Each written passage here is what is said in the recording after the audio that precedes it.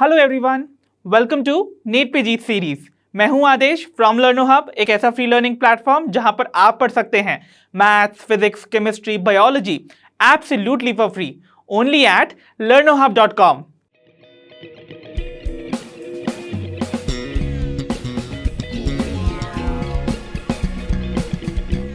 तो चलिए बच्चों, आज की इस वीडियो में हम कवर करने जा रहे हैं हमारी नीट बायोलॉजी के नेक्स्ट चैप्टर यानी कि एनिमल किंगडम को। I know examination point of view से ये चैप्टर इंपॉर्टेंट है और बहुत सारे बच्चों को ये चैप्टर लगता है डिफिकल्ट।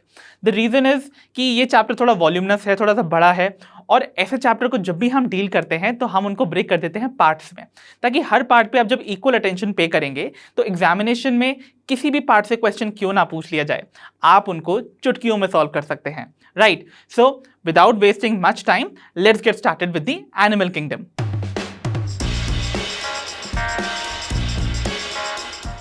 तो चलिए बच्चों, स्टार्ट करते हैं अपने चैप्टर को with revision of basic characters of kingdom animalia. So kingdom animalia में ऑब्वियसली आने वाले जितने भी एनिमल्स हैं, आप जानते हैं वो कितने ह्यूज इन नंबर हैं और साथ ही कितने डाइवर्स होते हैं अपने फॉर्म्स में। तो ऐसे एनिमल्स जो हैं वो ऑब्वियसली वो किंगडम एनिमेलिया के जब मेंबर हैं तो वो बहुत सारे कुछ कॉमन कैरेक्टर्स भी शो करते होंगे। राइट, सो वो कुछ कैरेक्टर्स हमने यहाँ पर लिस्ट डाउन कर रखे हैं। This is just the revision जो कि आपको इंट्रोड्यूस कर देगा विद द चैप्टर। तो सबसे पहले हम देखते हैं कि किंगडम एनिमेलिया के जो मेंबर्स हैं they are all multicellulars and eukaryotic organisms. तो ऑब्वियसली ये मल्टीसेल्युलर हैं और साथ ही इनके पास ट्रू न्यूक्लियस और मेम्ब्रेन बाउंड सेल ऑर्गेनल्स हैं, इसीलिए दे आर यूकैरियोटिक ऑल्सो। फिर साथ ही इनके जो सेल्स होते हैं उनके पास सेल वॉल एब्सेंट होती है, so they do not have the cell wall. Right, साथ ही साथ दे कैन शो लोकोमोशन, यानी कि ये अपनी प्लेस चेंज कर सकते हैं, तो मूवमेंट एंड लोकोमोशन इनका एक कैरेक्टरिस्टिक फीचर होता है। And lastly they are heterotrophic, यानी कि ये अपना खाना खुद नहीं बना सकते। जब अपना खाना खुद नहीं बनाएंगे तो obviously they are dependent on plants for their food. तो चलिए बच्चों, स्टार्ट करते हैं एनिमल क्लासिफिकेशन को। तो हम यहाँ देखने जा रहे हैं कैसे किंगडम एनिमेलिया को फर्दर डिवाइड किया गया है इनटू 11 फाइला।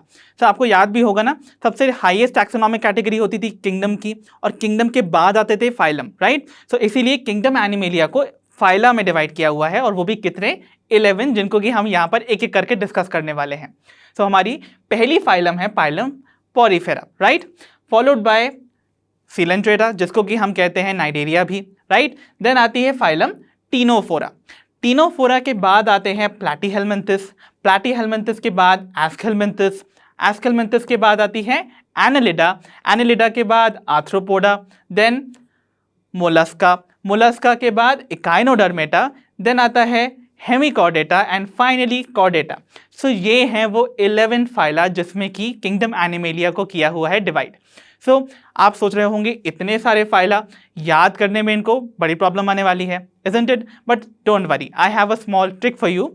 बट उससे पहले मैं आपको ये बोलूँगा कि आप इनको एक पेपर पे लिख लीजिए और इसको अपनी स्टडी प्लेस पे या फिर स्टडी टेबल पे या डेस्क पे इसको स्टिक कर दीजिए, ताकि जितनी बार आप इस पे ग्लांस करेंगे आप उनको रिवाइज भी करते रहेंगे।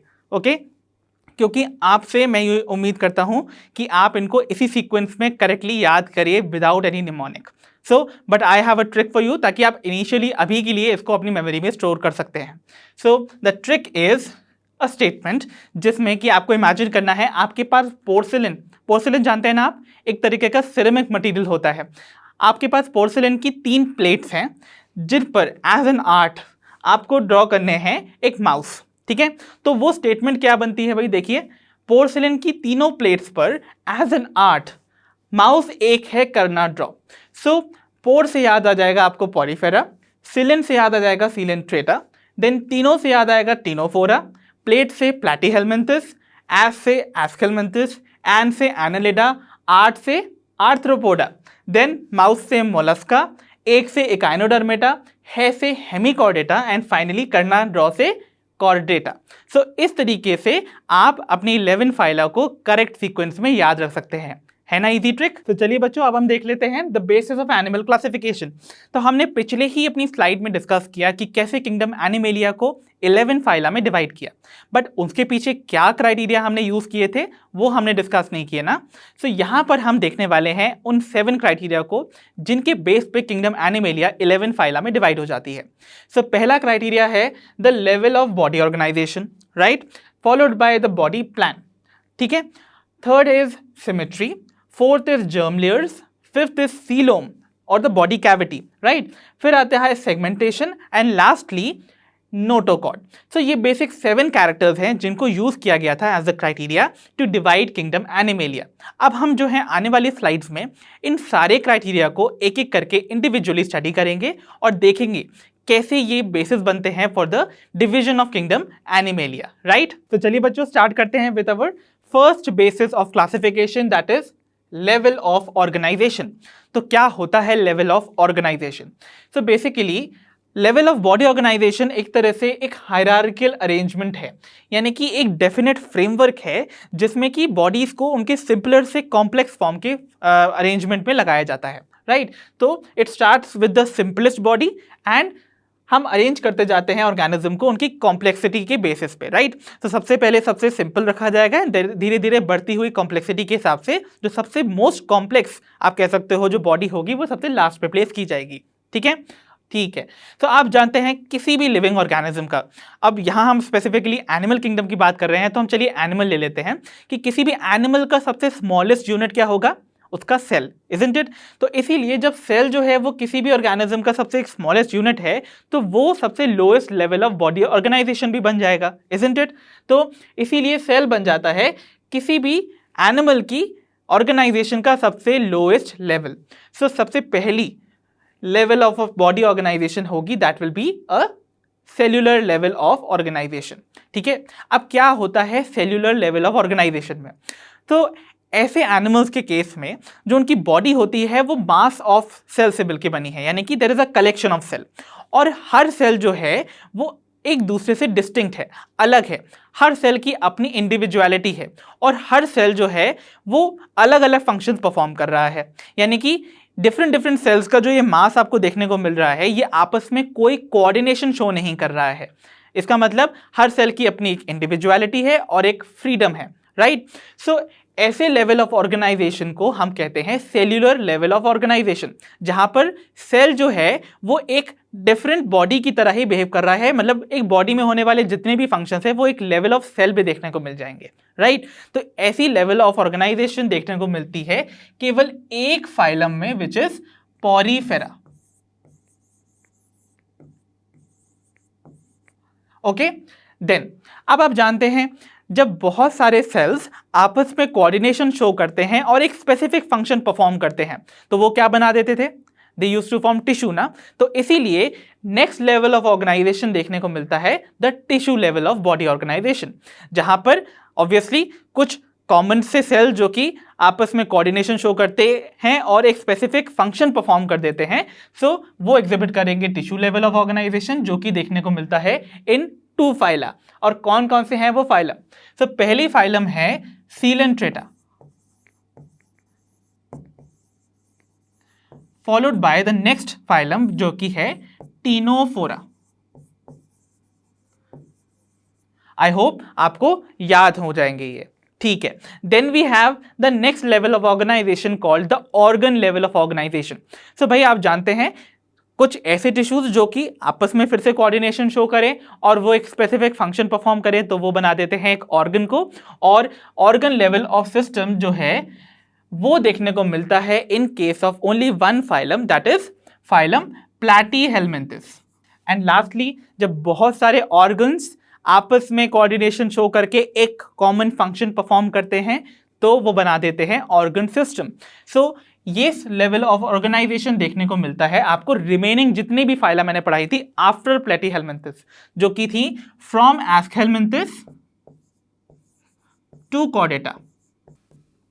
सो आई होप आपको पहला जो बेसिस है of classification that is the level of organisation वो क्लियर हुआ होगा। तो चलिए बच्चों देखते हैं अपना second criteria for classification that is body plan.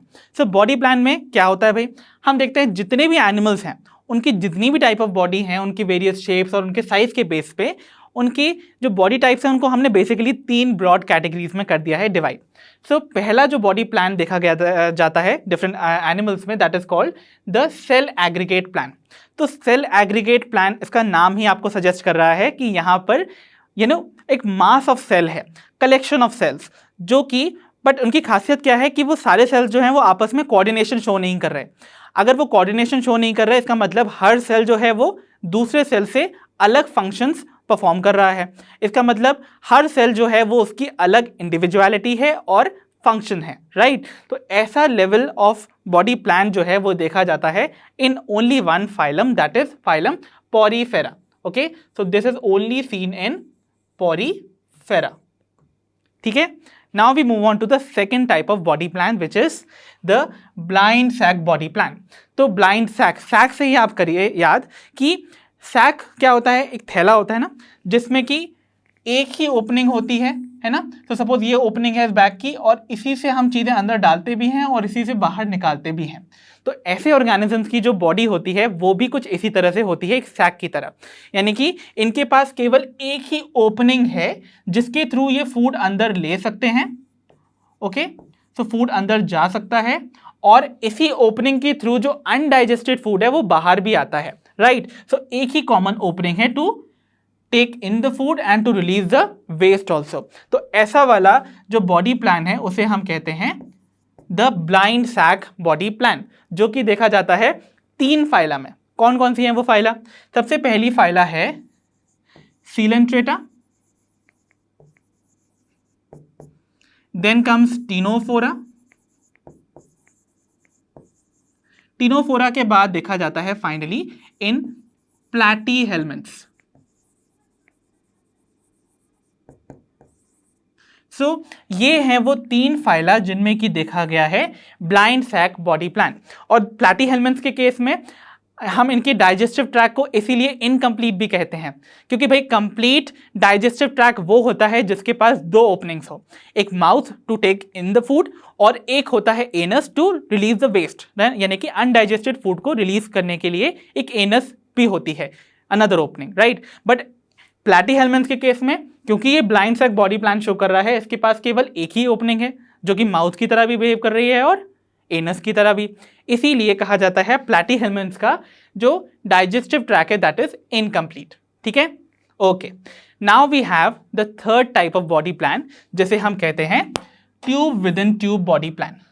अब भाई tube within tube body plan की क्या खासियत है?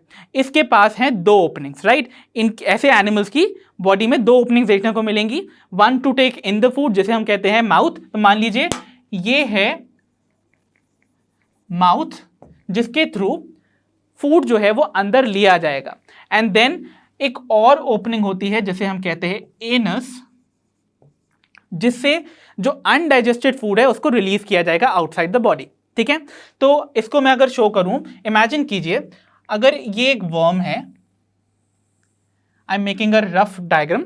सो ये वर्म की जो बॉडी है वो एक ट्यूब की तरह है, राइट। और उसके अंदर मान लीजिए ये इसका माउथ है और इस माउथ की ओपनिंग जो है वो लीड करती है इनटू द गट, यानी कि उसके एलिमेंट्री कैनाल में। और ये जो एलिमेंट्री कैनाल है, suppose this opens outside through this anus. So एक ओपनिंग हो गई माउथ और दूसरी ओपनिंग हो गई है द एनस, राइट। और इन दोनों को ज्वाइन कर रहा है एक ट्यूब जिसे हम कहते हैं द गट, राइट। सो एक ट्यूब हो गया ये अंदर वाला विच इज द गट, और जो बाहर वाला जो ट्यूब था वो कौन बना रहा था? The body wall, right. So outer tube कौन बना रहा है? Body wall. तो इसका मतलब आप देख सकते हो ऐसे एनिमल की जो बॉडी प्लान है उसमें आपको 2 ट्यूब लाइक स्ट्रक्चर्स दिख रहे हैं, राइट। जो आउटर ट्यूब है वो बनाता है, जो बॉडी वॉल है वो बनाएगा, राइट। एंड जो इनर ट्यूब है वो किससे बनता है? By the gut. Okay, I hope this is clear. इसीलिए हम इसको कहते हैं tube within tube body plan. ठीक है, और ये किन फाइला में देखा गया है? ऑल दोस फाइला जो कि प्लैटीहेल्मिन्थ्स के बाद आते हैं, यानी कि फ्रॉम एस्केल्मिन्थिस टू कॉर्डेटा, इन सभी में आपको देखने को मिलता है tube within tube body plan. तो चलिए बच्चों देखते हैं अपना third criteria, that is symmetry. तो सिमेट्री क्या होता है? सिमेट्री बेसिकली होता है arrangement of similar body parts on either side of the main body axis. तो मेन बॉडी एक्सिस के लेफ्ट और राइट साइड पे सिमिलर बॉडी पार्ट्स के अरेंजमेंट को हम कहते हैं सिमेट्री, राइट। और याद रखिएगा, एनिमल किंगडम की क्लासिफिकेशन के लिए जब हम सिमेट्री को एज अ क्राइटेरिया लेते हैं तो हम बात करते हैं केवल एक्सटर्नल क्राइटेरिया यानी कि एक्सटर्नल सिमेट्री की, राइट। इंटरनल सिमेट्री इसमें कंसिडर नहीं की जाती है। द रीजन इज कि देखिए, इमेजिन कीजिए अगर हम अपने आप को दो इक्वल हाफ्स में काटना चाहते हैं तो फिर हम अपने आप को इस लॉन्गिट्यूडनल एक्सिस में कट करेंगे, राइट। तभी हमारी बॉडी सिर्फ एक्सटर्नली ही दो इक्वल हाफ्स में कट होगी, लेकिन इंटरनली जो स्ट्रक्चर्स प्रेजेंट हैं वो इक्वल हाफ्स में कट नहीं होंगे। फॉर एग्जाम्पल आपको पता है आपके जो हार्ट है उसकी पोजीशन कहाँ है? सेंटर में है, but it is slightly tilted towards the left. तो ऐसे में वो इक्वल हाफ्स में कैसे कट होगा, इजंट इट? तो इस तरीके से आप अंदाजा लगा सकते हो कि जब भी एनिमल क्लासिफिकेशन में हम सिमेट्री को क्राइटेरिया लेंगे तो that means we are talking only about external symmetry, ठीक है। तो सिमेट्री के बेसिस पे हम एनिमल्स को दो ब्रॉड कैटेगरीज में डिवाइड करते हैं। अगर वो सिमेट्रिकल हैं तो फिर उनको तो हम फर्दर भी डिवाइड करेंगे, लेकिन हम देखते हैं अगर कुछ ऐसे एनिमल्स हैं जो कि सिमेट्री शो ही नहीं करते, यानी कि ऐसे एनिमल्स की बॉडी को हम किसी भी प्लेन के थ्रू इक्वल हाफ्स में कट नहीं कर सकते, तो वी कॉल देम एसिमेट्रिकल। और उसमें आते हैं केवल एक फाइलम के member, that is Porifera. So Porifera के जो मेंबर्स हैं they do not have any body symmetry, ठीक है, इसीलिए इनको हम कहते हैं asymmetrical. Then we have symmetrical. So symmetrical की कैटेगरी में भाई बॉडी जो है वो दो इक्वल हाफ्स में कट की जा सकती है, तो उनको हम फर्दर डिवाइड कर देते हैं इनटू टू कैटेगरीज, जो है radial symmetry and bilateral symmetry. अब हम रेडियल और बायलेटरल सिमेट्री को एक एक करके डिस्कस करते हैं। तो चलिए बच्चों देखते हैं रेडियल सिमेट्री को। तो रेडियल सिमेट्री क्या होती है? ऐसे एनिमल्स जिनकी बॉडी इक्वल हाफ्स में डिवाइड हो सकती है बाय एनी प्लेन जो कि उसके सेंट्रल एक्सिस से पास कर रहा है। सो भाई ऐसे एनिमल्स जो कि रेडियल सिमेट्री शो करते हैं उनकी बॉडी को हम इक्वल हाफ्स में डिवाइड कर सकते हैं by infinite number of plane जो कि उनकी बॉडी के सेंट्रल एक्सिस से पास कर रहा है। इमेजिन कीजिए यू हैव दिस सी एनेमोन। तो इस सी एनेमोन का जो स्ट्रक्चर है वो सिलिंड्रिकल है, राइट, एक सिलेंडर टाइप की बॉडी है। तो आप किसी सिलेंडर को अगर दो इक्वल हाफ्स में काटने की कोशिश करेंगे तो बस आपको क्या करना है, आपको मेन सेंट्रल एक्सिस ध्यान में लेना है ना बस। तो मान लीजिए अगर इस बॉडी का जो सेंट्रल एक्सिस है वो ये जा रहा है, तो इस सेंट्रल एक्सिस से कोई भी प्लेन जब पास करेगा कि थ्रू पास करेगा तो इसकी बॉडी जो है वो इक्वल नंबर ऑफ हाफ्स में डिवाइड हो जाएगी, राइट ना। ओके, तो इसका मतलब आप जितनी बार अपना प्लेन टिल्ट करेंगे बाय एन एंगल उतनी बार आपकी बॉडी टू इक्वल हाफ्स में डिवाइड होती हुई दिखेगी। सो इसीलिए कहते हैं रेडियल सिमेट्री जो है वो infinite number of planes provide करता है to divide the body into two equal halves. So कौन कौन से फाइला हैं जो कि रेडियल सिमेट्री शो करते हैं? So radial symmetry is shown by two phyla जो कि हैं of course Coelenterata and Ctenophora, right. Okay, lastly we have bilateral symmetry, जहां पर कि हम देखते हैं ऑब्वियसली अगर आप वर्ड को ब्रेक करेंगे, बायलेटरल मतलब टू मीन्स होता है, बाय मीन्स होता है टू और लेटरल मतलब होता है साइड्स। तो यानी कि बेसिकली ये एक ऐसी सिमेट्री है जिसमें कि एनिमल की बॉडी टू इक्वल हाफ्स में डिवाइड हो सकती है बाय ओनली वन प्लेन जो कि उसके सेंट्रल या लॉन्गिट्यूडनल एक्सिस से पास करेगा, राइट। तो इमेजिन कीजिए अगर मुझे इस गोट को सपोज टू इक्वल हाफ्स में कट करना है तो मुझे उसका एक सेंट्रल लॉन्गिट्यूडनल प्लेन देखना होगा जो कि उसको इक्वल हाफ्स में कट कर पाएगा। तो there will be only one plane जो कि इसकी बॉडी को दो इक्वल हाफ्स में डिवाइड कर पाएगी, राइट, जो कि उसके लॉन्गिट्यूडनल जाएगी। तो इमेजिन कीजिए अगर हम ह्यूमन बींग्स की बात भी करें, जो कि मैं कुछ कार्टूनिश फॉर्म में यहाँ ड्रॉ करने की कोशिश कर रहा हूँ, प्लीज बेयर विथ इट। तो इमेजिन कीजिए ये हमारी बॉडी है और अगर मुझे इसको डिवाइड करना है इंटू टू इक्वल हाफ्स तो मुझे एक लॉन्गिट्यूडनल सेंट्रल एक्सिस लेना होगा जो कि हमारी बॉडी को दो इक्वल हाफ्स में एक्सटर्नली डिवाइड कर देगा। सो ऐसी सिमेट्री कहलाती है बायलेटरल सिमेट्री, और ये कहाँ देखने को मिलेगी? इन ऑल द फाइला जो कि आते हैं आफ्टर टीनोफोरा, यानी कि ये देखी जाएगी from platyhelminthes to Chordata. Okay, एक चीज मुझे और बतानी है, रेडियल सिमेट्री जो है वो अडल्ट एकाइनोडर्मेटा भी शो करते हैं, राइट। तो ये पॉइंट भी इंपॉर्टेंट है दैट मैं इसको यहां लिख देता हूं, adult echinoderms also show radial symmetry. While अगर हम बात करें इनके लार्वल स्टेज की, तो एकाइनोडर्म्स का जो लार्वल स्टेज है वो शो करता है बायलेटरल सिमेट्री। सो इंपॉर्टेंट है कि लार्वल स्टेज ऑफ एकाइनोडर्म्स जो हैं वो शो करते हैं बायलेटरल सिमेट्री को, वाइल जो अडल्ट फॉर्म है वो शो करेगा रेडियल सिमेट्री। सो ये एक्सेप्शनल केस आपको याद रखना है, बिकॉज ऐसे क्वेश्चन एग्जामिनेशन में पूछे जाते हैं अक्सर। तो चलिए बच्चों, अब हम डिस्कस करते हैं हमारा fourth criteria of classification, that is germ layers. So germ layers क्या होती हैं भाई? जर्म लेयर्स गैस्ट्रोला की लेयर्स हैं। अब भाई गैस्ट्रोला क्या होता है? तो गैस्ट्रोला बेसिकली एक एम्ब्रायोनिक स्टेज है, राइट? तो एम्ब्रायोनिक स्टेज का मतलब क्या हुआ? ये एक ऐसी स्टेज है जो कि देखी जाती है during the development of the embryo. Okay, so embryo की जब डेवलपमेंट हो रही होती है तो उसमें ये स्टेज देखने को मिलती है कॉल्ड गैस्ट्रोला, जिसमें डेवलप होती हैं जर्म लेयर्स, और ये जर्म लेयर्स फाइनली डेवलप होती हैं into various body organs. Okay, so अभी हम सबसे पहले देखेंगे कैसे ये जर्म लेयर्स बनती हैं, एंड फाइनली उसके बाद कैसे ये क्राइटेरिया बनता है टू डिवाइड द एनिमल, वो हम डिस्कस करेंगे। ओके, तो हम जानते हैं हर एनिमल अपनी लाइफ स्टार्ट करता है from a single cell called zygote, जो कि मेल गैमेट और फीमेल गैमेट की फ्यूजन से बनता है। ओके, एंड देन ये जो जाइगोट है वो डिवाइड करना स्टार्ट करता है, यानी कि इट अंडरगोज क्लीवेज, और क्लीवेज करके सपोज ये एक सेल से दो सेल में डिवाइड होगा, 2 से 4, 4 से 8 और 8 से 16, 16 to 32, इस तरीके से ना आप देखते हैं कि सेवरल स्टेजेस देखने को मिलती हैं। तो काफ़ी स्टेजेस के बाद आपको देखने को मिलती है एक स्टेज जिसे हम कहते हैं ब्लास्टुला। तो ब्लास्टुला कैसी स्टेज है? ब्लास्टुला एक ऐसी स्टेज है जो कि दिखाती है लाइक अ हॉलो बॉल। सो इसको हम हॉलो बॉल स्टेज भी कहते हैं। सो इसको हॉलो बॉल क्यों कहते हैं? क्योंकि यहाँ पर जो सेल्स हैं वो सिर्फ बाहर पेरीफेरी में अरेंज्ड हैं, वाइल अंदर की जो कैविटी है दैट रिमेन्स एम्प्टी। तो अगर हम इसको कट करेंगे ब्लास्टुला को, तो आपको देखने को मिलेगा सिर्फ आउटर लेयर ऑफ सेल्स, जिनके अंदर आप देखेंगे ये जो कैविटी है दिस इज एम्प्टी, और इस कैविटी को हम कहते हैं ब्लास्टोसील। क्योंकि ये ब्लास्टुला की कैविटी है इसीलिए वी कॉल इट ब्लास्टोसील।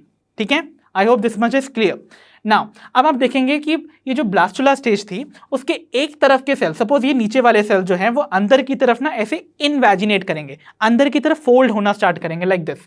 तो देख रहे हैं आप कैसे ये अंदर की तरफ ऐसे फोल्ड हो रहे हैं। इस फोल्डिंग को हम कहते हैं गैस्ट्रुलेशन, और जिस पॉइंट से ये फोल्डिंग स्टार्ट होती है we call it blastopore. I hope this much is clear. Blastopore later on जाके या तो माउथ में डेवलप होता है या फिर एनस में।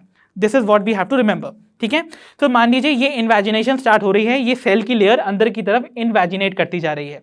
तो आप देखेंगे धीरे धीरे ये जो आपकी ये ब्लास्टोसील थी ना, ये कैविटी जो थी ब्लास्टोसील वाली, ये जो है धीरे धीरे रिड्यूस होती जा रही है। ओके, एंड फाइनली एक स्टेज आ जाएगी जहां पर जो अंदर की तरफ जो इन्वेजिनेट करके सेल की लेयर गई है वो बहुत क्लोज हो जाएगी to the outer layer of cell.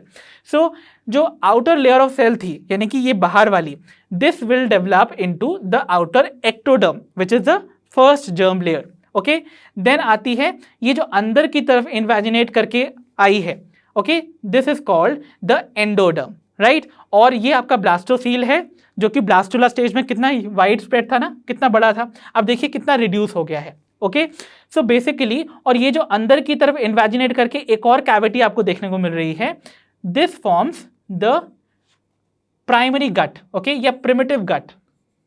So primitive gut जो कि लेटर ऑन एलिमेंट्री कैनाल में डेवलप होगी। तो अगर आपसे कोई पूछे कि आपका जो गट है या एलिमेंट्री कैनाल है वो किससे लाइंड है, तो आप कहेंगे एंडोडर्म से, राइट। ओके, और बाहर वाली जो कवरिंग है दैट इज ऑफ एक्टोडर्म जो कि बनाती है बॉडी की एपिडर्मिस को, और बीच में ये जो कैविटी है ये ब्लास्टोसील अक्सर कभी कभी कवर्ड हो जाती है विद अ सेल्यूलर लेयर, जिसको जो तीसरी लेयर बन जाती है विच फॉर्म्स द मीजोडर्म। और कई बार आपको यहाँ पर कोई सेल देखने को नहीं मिलेंगे, बल्कि आपको एक जिलेटिनस का जेली लाइक सब्सटेंस यहाँ पर फिल्ड अप दिखेगा, दैट फॉर्म्स द मीजोग्लिया। तो अभी हम इनको डिस्कस करेंगे अपनी नेक्स्ट स्लाइड में। तो चलिए बच्चों, अब हम डिस्कस कर लेते हैं कि कैसे जर्म लेयर्स के नंबर के बेस पे हम एनिमल्स को डिवाइड करते हैं। सो कितनी number of germ layer present है उसके बेस पे एनिमल्स को हमने दो कैटेगरी में डिवाइड किया है। पहली कैटेगरी इज डिप्लोब्लास्टिक एनिमल्स और दूसरी कैटेगरी होती है ट्रिप्लोब्लास्टिक एनिमल्स की। सो डिप्लो वर्ड से आपको अंदाजा लग चुका होगा, यहाँ पर प्रेजेंट होंगे दो जर्म लेयर्स, यानी कि दे विल बी आउटर एक्टोडर्म और इनर वाली एंडोडर्म जो कि गट को सराउंड कर रही है, राइट। सो गट को सराउंड करने वाली ये जो डार्क पिंक लेयर है दैट इज द एंडोडर्म, और जो आउटरमोस्ट कवरिंग है दैट इज द एक्टोडर्म। और इस एक्टोडर्म और एंडोडर्म के बीच में यहाँ पर जो आपको लाइट पिंक कलर की एक लेयर देखने को मिल रही है that is not living in nature. ये एक नॉन लिविंग लेयर है जो कि बनी है of gelatinous substance called mesoglea. So यहाँ पर gelatinous mesoglea is filled between the ectoderm and the endoderm, जो कि एक जेली लाइक सब्सटेंस है। ओके, अब हम बात करते हैं ट्रिप्लोब्लास्टिक एनिमल्स की। तो भाई आपको अंदाजा लग चुका होगा there will be 3 germ layers. सबसे आउटरमोस्ट होगी ऑफ कोर्स एक्टोडर्म जो कि अगेन यहाँ पर डार्क पर्पल फॉर्म में दिख रही है। Then we have the innermost endoderm जो कि गट को सराउंड कर रही है, एंड उन दोनों के बीच में आपको एक सेल्यूलर लेयर देखने को मिलेगी that is what we call as the mesoderm. तो याद रखिएगा मीजोडर्म जो है वो आपको देखने को मिलती है in case of only triploblastic animals, right. So diploblastic animal कौन कौन से हैं जिनके पास सिर्फ एक्टोडर्म और एंडोडर्म है और बीच में एक मीजोग्लिया की लेयर है? वो होते हैं only 2 phyla that is phylum Coelenterata and Ctenophora. While triploblastic animals आपको देखने को मिलते हैं आफ्टर टीनोफोरा जो कि हैं from platyhelminthes to chordata. So I hope इतनी इंफॉर्मेशन आप सभी को क्लियर है कि कैसे जर्म लेयर्स जो हैं वो बेसिक बनती हैं the classification of the animals into different groups. Okay, तो चलिए बच्चों डिस्कस करते हैं अपना next basis of classification that is coelom. तो सीलोम क्या होता है भाई? Coelom basically we call it the body cavity also. तो बेसिकली सीलोम एक स्पेस है जो कि खाली पड़ी है between the body wall and the gut wall, right. So imagine कीजिए मैंने सपोज ये एक वर्म बनाया, ओके, एंड सपोज ये इसकी बॉडी वॉल है। तो जो बॉडी वॉल है वो उसकी बॉडी की बाउंड्री को डिफाइन कर रही है ना। तो बॉडी वॉल जो है ये है, ओके, एंड सपोज ये इसका एलिमेंट्री कनाल है या गट है, ओके। तो ये इसकी क्या हुई? गट वॉल है ना, जो कि इसकी गट की बाउंड्रीज को डिफाइन कर रही है, right.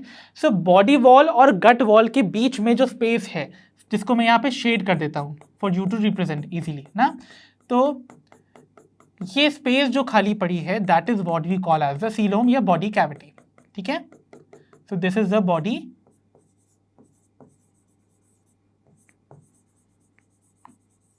Cavity. Okay, I hope इतना बेसिक इंफॉर्मेशन आपको समझ आई होगी। ओके, नाउ अब हम देखते हैं कि ट्रू सीलोम क्या होती है। ट्रू सीलोम से रिलेटेड इन्फॉर्मेशन आपके लिए इंपॉर्टेंट है बिकॉज तभी आप समझ पाएंगे कि कैसे हमने इस क्राइटेरिया को यूज़ किया था to classify animals into various categories, ठीक है।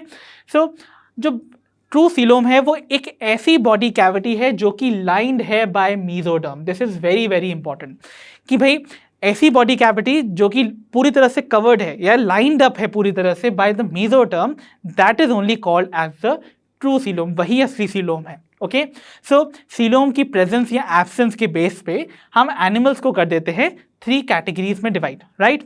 सो सबसे पहली कैटेगरी है of A coelomate. A coelomate मतलब ए मतलब होता है, मैंने हमेशा बोला था ए लग जाएगा तो समझ जाइए विदाउट, तो यानी कि ये वो एनिमल्स हैं जिनके पास सीलोम होती ही नहीं है, यानी कि सीलोम इज एब्सेंट, राइट। और कौन सा ऐसा फाइलम है जहां पर आपको ये कंडीशन देखने को मिलेगी, दैट इज आपको सीलोम देखने को नहीं मिलेगा। तो सबसे पहले तो आपको एक चीज दिमाग में रखनी है कि यहां पर हमने बोला कि एक ट्रू सीलोम वो होती है जिसमें मीजोडर्म प्रेजेंट है, और मीजोडर्म सिर्फ देखने को मिलती थी इन case of triploblastic animals. Diploblastic animal में तो नहीं होती थी ना, तो यानी कि डिप्लोब्लास्टिक एनिमल्स में आने वाले जो सीलेंट्रेट्स और टीनोफोरा थी उनके बारे में हम बात ही नहीं करने वाले। हम सिर्फ बात करेंगे ट्रिप्लोब्लास्टिक एनिमल्स में जिनके पास मीजोडर्म होती थी, राइट। तो यहाँ पर मीजोडर्म प्रेजेंट है फ्रॉम प्लैटीहेलमिन्थ्स, राइट। और अगर उनके पास बॉडी कैविटी एब्सेंट है, यानी कि उनके पास बस वो सेल्यूलर लेयर ऑफ मीजोडर्म है जहां बीच में कोई कैविटी नहीं बन रही है, कोई स्पेस नहीं बन रही है, तो हम कहेंगे प्लैटीहेलमिन्थ्स जो हैं they are acoelomates, right. So example of acoelomate is phylum platyhelminthes. Then we talk of the second category जिसे हम कहते हैं सूडो सीलोमेट। सूडो मतलब मैंने बोला था आपको, हमेशा बताया है, सूडो मतलब होता है फॉल्स, यानी कि इनके पास है फॉल्स सीलोम। तो भाई ट्रू सीलोम क्या थी? जिसकी बॉडी कैविटी कवर्ड होती थी या लाइंड होती थी bye the mesoderm layer. But यहाँ पर सीलोम प्रेजेंट तो है बट वो लाइंड नहीं है बाय मेसोडर्म, इसीलिए कहा गया है इसको फॉल्स या सूडोसीलोमेट, यानी कि इनके पास प्रेजेंट है फॉल्स सीलोम। ओके, तो बेसिकली यहाँ पर बॉडी कैविटी में आपको मेसोडर्मल पाउचेस देखने को मिलेंगे। अभी मैं आपको नेक्स्ट स्लाइड में इनके डायग्राम्स भी दिखा देता हूँ उनके रिप्रेजेंट करते हुए, ताकि आपको समझ में आ जाए कि कैसे ये मेसोडर्मल पाउचेस जो है वो प्रेजेंट हैं but they are not lining the entire body cavity, इसीलिए इनको हमने सूडोसीलोमेट कहा। तो मेसोडर्मल पाउचेस जो है they are present between the ectoderm and endoderm but they are not entirely lining the body cavity, इसीलिए ये कंसिडर किए गए सूडोसीलोमेट। ठीक है, now we have the third category. अच्छा, ये कौन सा ऐसा फाइला है जो कि शो करेगा सूडोसीलोमेट? Only one phylum. कौन सी है वो? Phylum Aschelminthes, right? तो it is shown by Aschelmanthus.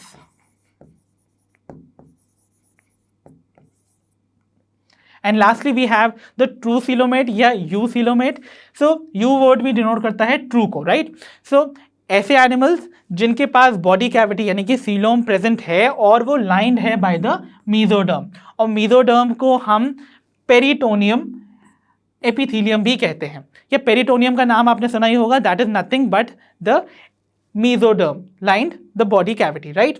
सो अभी हम एक एक करके जो है इनके सारे यानी कि एसीलोमेट कंडीशन, सूडोसीलोमेट कंडीशन और यूसीलोमेट कंडीशन को एक डायग्रामेटिक रिप्रेजेंटेशन के फॉर्म में भी समझ लेते हैं। तो चलिए बच्चों, अब हम डिस्कस करते हैं the sectional view of all those animals जिनको कि हमने क्लासिफाई किया था on the basis of coelom या बॉडी कैविटी, राइट? तो हमने सीलोम के बेसिस में एनिमल्स को 3 कैटेगरीज में डिवाइड किया था ना, which were acoelomate, pseudocoelomate and eucoelomate या true coelomates. So हम स्टार्ट करते हैं with the acoelomates, right? मैंने आपको बोला था इनको acoelomate इसलिए कहते हैं क्योंकि इनके पास कोई बॉडी कैविटी नहीं है ना, इनके पास तीनों लेयर्स तो हैं, ectoderm, mesoderm and endoderm, but there is no body cavity. और ये देखा जाता था इन केस ऑफ प्लेटीहेल्मिन्थ्स ना। तो इसमें क्या कंडीशन देखने को मिल रही है? Just like the normal condition जो कि आपको ट्रिप्लोब्लास्टिक केस में देखने को मिलती थी ना, there was an outer ectoderm, right?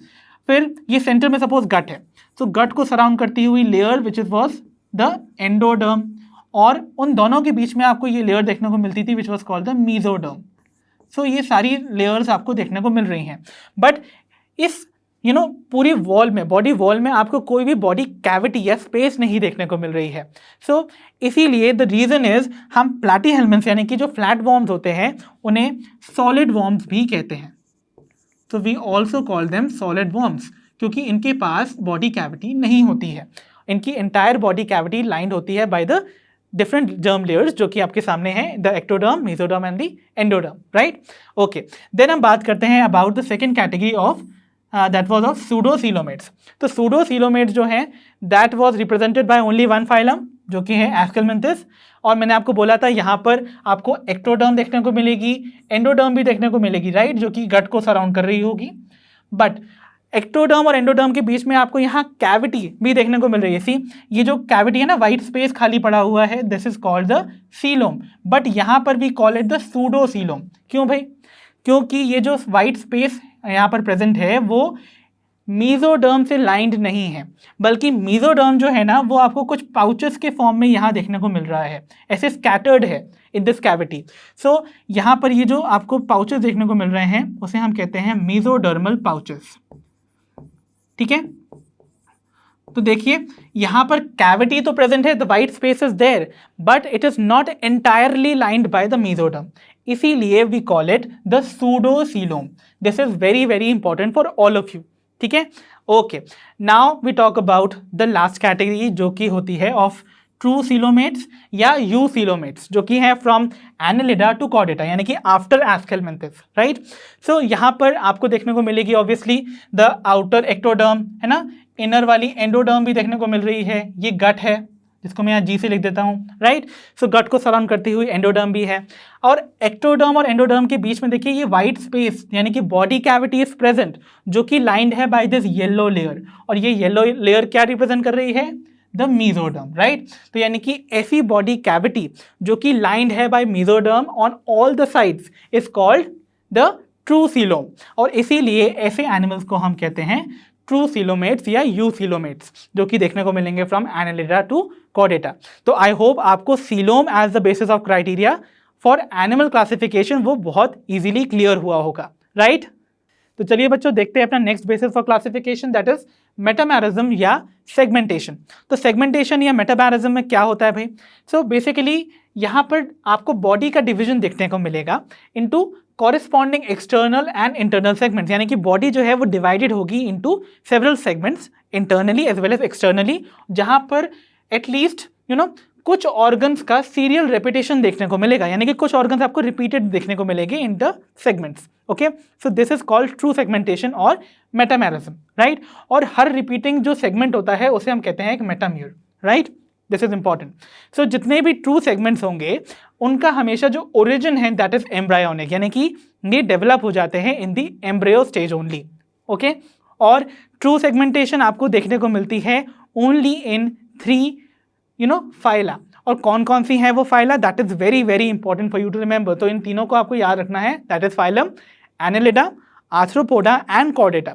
इन्हीं में आपको देखने को मिलेगी true segmentation. So do remember these, ये आपको एग्जामिनेशन पॉइंट ऑफ व्यू से बहुत हेल्प करेगा, राइट? ओके, फिर एक टर्म और देख लीजिए यहाँ पर विच इज कॉल्ड सूडो मेटामेरिज्म। तो सूडो अगेन वर्ड का मतलब आप सभी जानते हैं, दैट मीन्स फॉल्स। तो यानी कि यहाँ पर आपको सेगमेंट्स तो देखने को मिलेंगे ऑर्गेनिज्म की बॉडी में, बट वो नॉन एम्ब्रायोनिक है इन ओरिजिन। मैंने बोला था ट्रू जो सेगमेंट्स होते हैं उनका ओरिजिन होता है एम्ब्रायोनिक, बट यहाँ पर आपको नॉन एम्ब्रियोनिक ओरिजिन देखने को मिलेगा इन सेगमेंट्स का, और वो लाइफ लॉन्ग ऐड होते रहते हैं, यानी कि सेगमेंट्स लाइफ लॉन्ग बनते रहते हैं। बट यहाँ ट्रू मेटामेरिज्म के केस में या ट्रू सेगमेंटेशन के केस में जो ऑब्वियसली जो मेटामियर्स हैं या जो सेगमेंट्स हैं वो एक ही बार फॉर्म होते हैं लाइफ में, ओके, एम्ब्रियोनिक स्टेज में, बाद में वो एड ऑन नहीं होते रहते हैं, राइट? तो ये केस आपको देखने को मिलेगा इन केस ऑफ टेप वर्म जो कि आते हैं इन द फाइलम प्लैटीहेल्मिन्थ्स। ओके, तो चलिए बच्चों अब हम डिस्कस करते हैं हमारा last basis of classification, that is notochord. So notochord क्या होता है बच्चों? बेसिकली ये एक फ्लेक्सिबल रॉड है जो कि अराइज करता है फ्रॉम द मीजोडर्म। तो आपने पढ़ा था ना, जो ट्रिप्लोब्लास्टिक एनिमल होते थे जिनके पास एक और एडिशनल बॉडी वॉल में लेयर प्रेजेंट थी, the germ layer which was called mesoderm. तो मीजोडर्म से ओरिजिनेट होता है क्या? The notochord during the embryonic development. So यानी कि जब भी एनिमल का एम्ब्रियोनिक डेवलपमेंटल स्टेज होता है तो मीजोडर्म से एक फ्लेक्सिबल रॉड डेवलप होता है जो कि लोकेटेड होता है on the dorsal side of their body. ऐसे फ्लेक्सिबल रॉड को we call the notochord, right? So notochord जैसे कि आप यहाँ पर देख सकते हैं, इट इज प्रेजेंट। ये आपको रॉड लाइक स्ट्रक्चर जो देखने को मिल रहा है ऑन द डोर्सल साइड। तो डोर्सल साइड समझते हैं ना आप लोग? Dorsal means the back side, और जो बेली साइड होता है उसे हम कहते हैं ventral. So they are present on the dorsal side of the body. Okay, अब हम बात करते हैं कि भाई एनिमल्स में इनकी प्रेजेंस या एब्सेंस के बेस पे हम उनको कैसे ऐसा क्राइटेरिया मानेंगे फॉर एनिमल क्लासिफिकेशन। तो भाई हम कहते हैं कि जिन एनिमल्स में नोटोकॉर्ड एब्सेंट होता है we call them non chordates. तो नॉन कॉर्डेट्स में नोटोकॉर्ड नहीं देखने को मिलेगा, और स्टार्टिंग की जो 10 फाइला हमने पढ़ी थी ना, from Porifera to Hemichordata, they are all non chordates, right?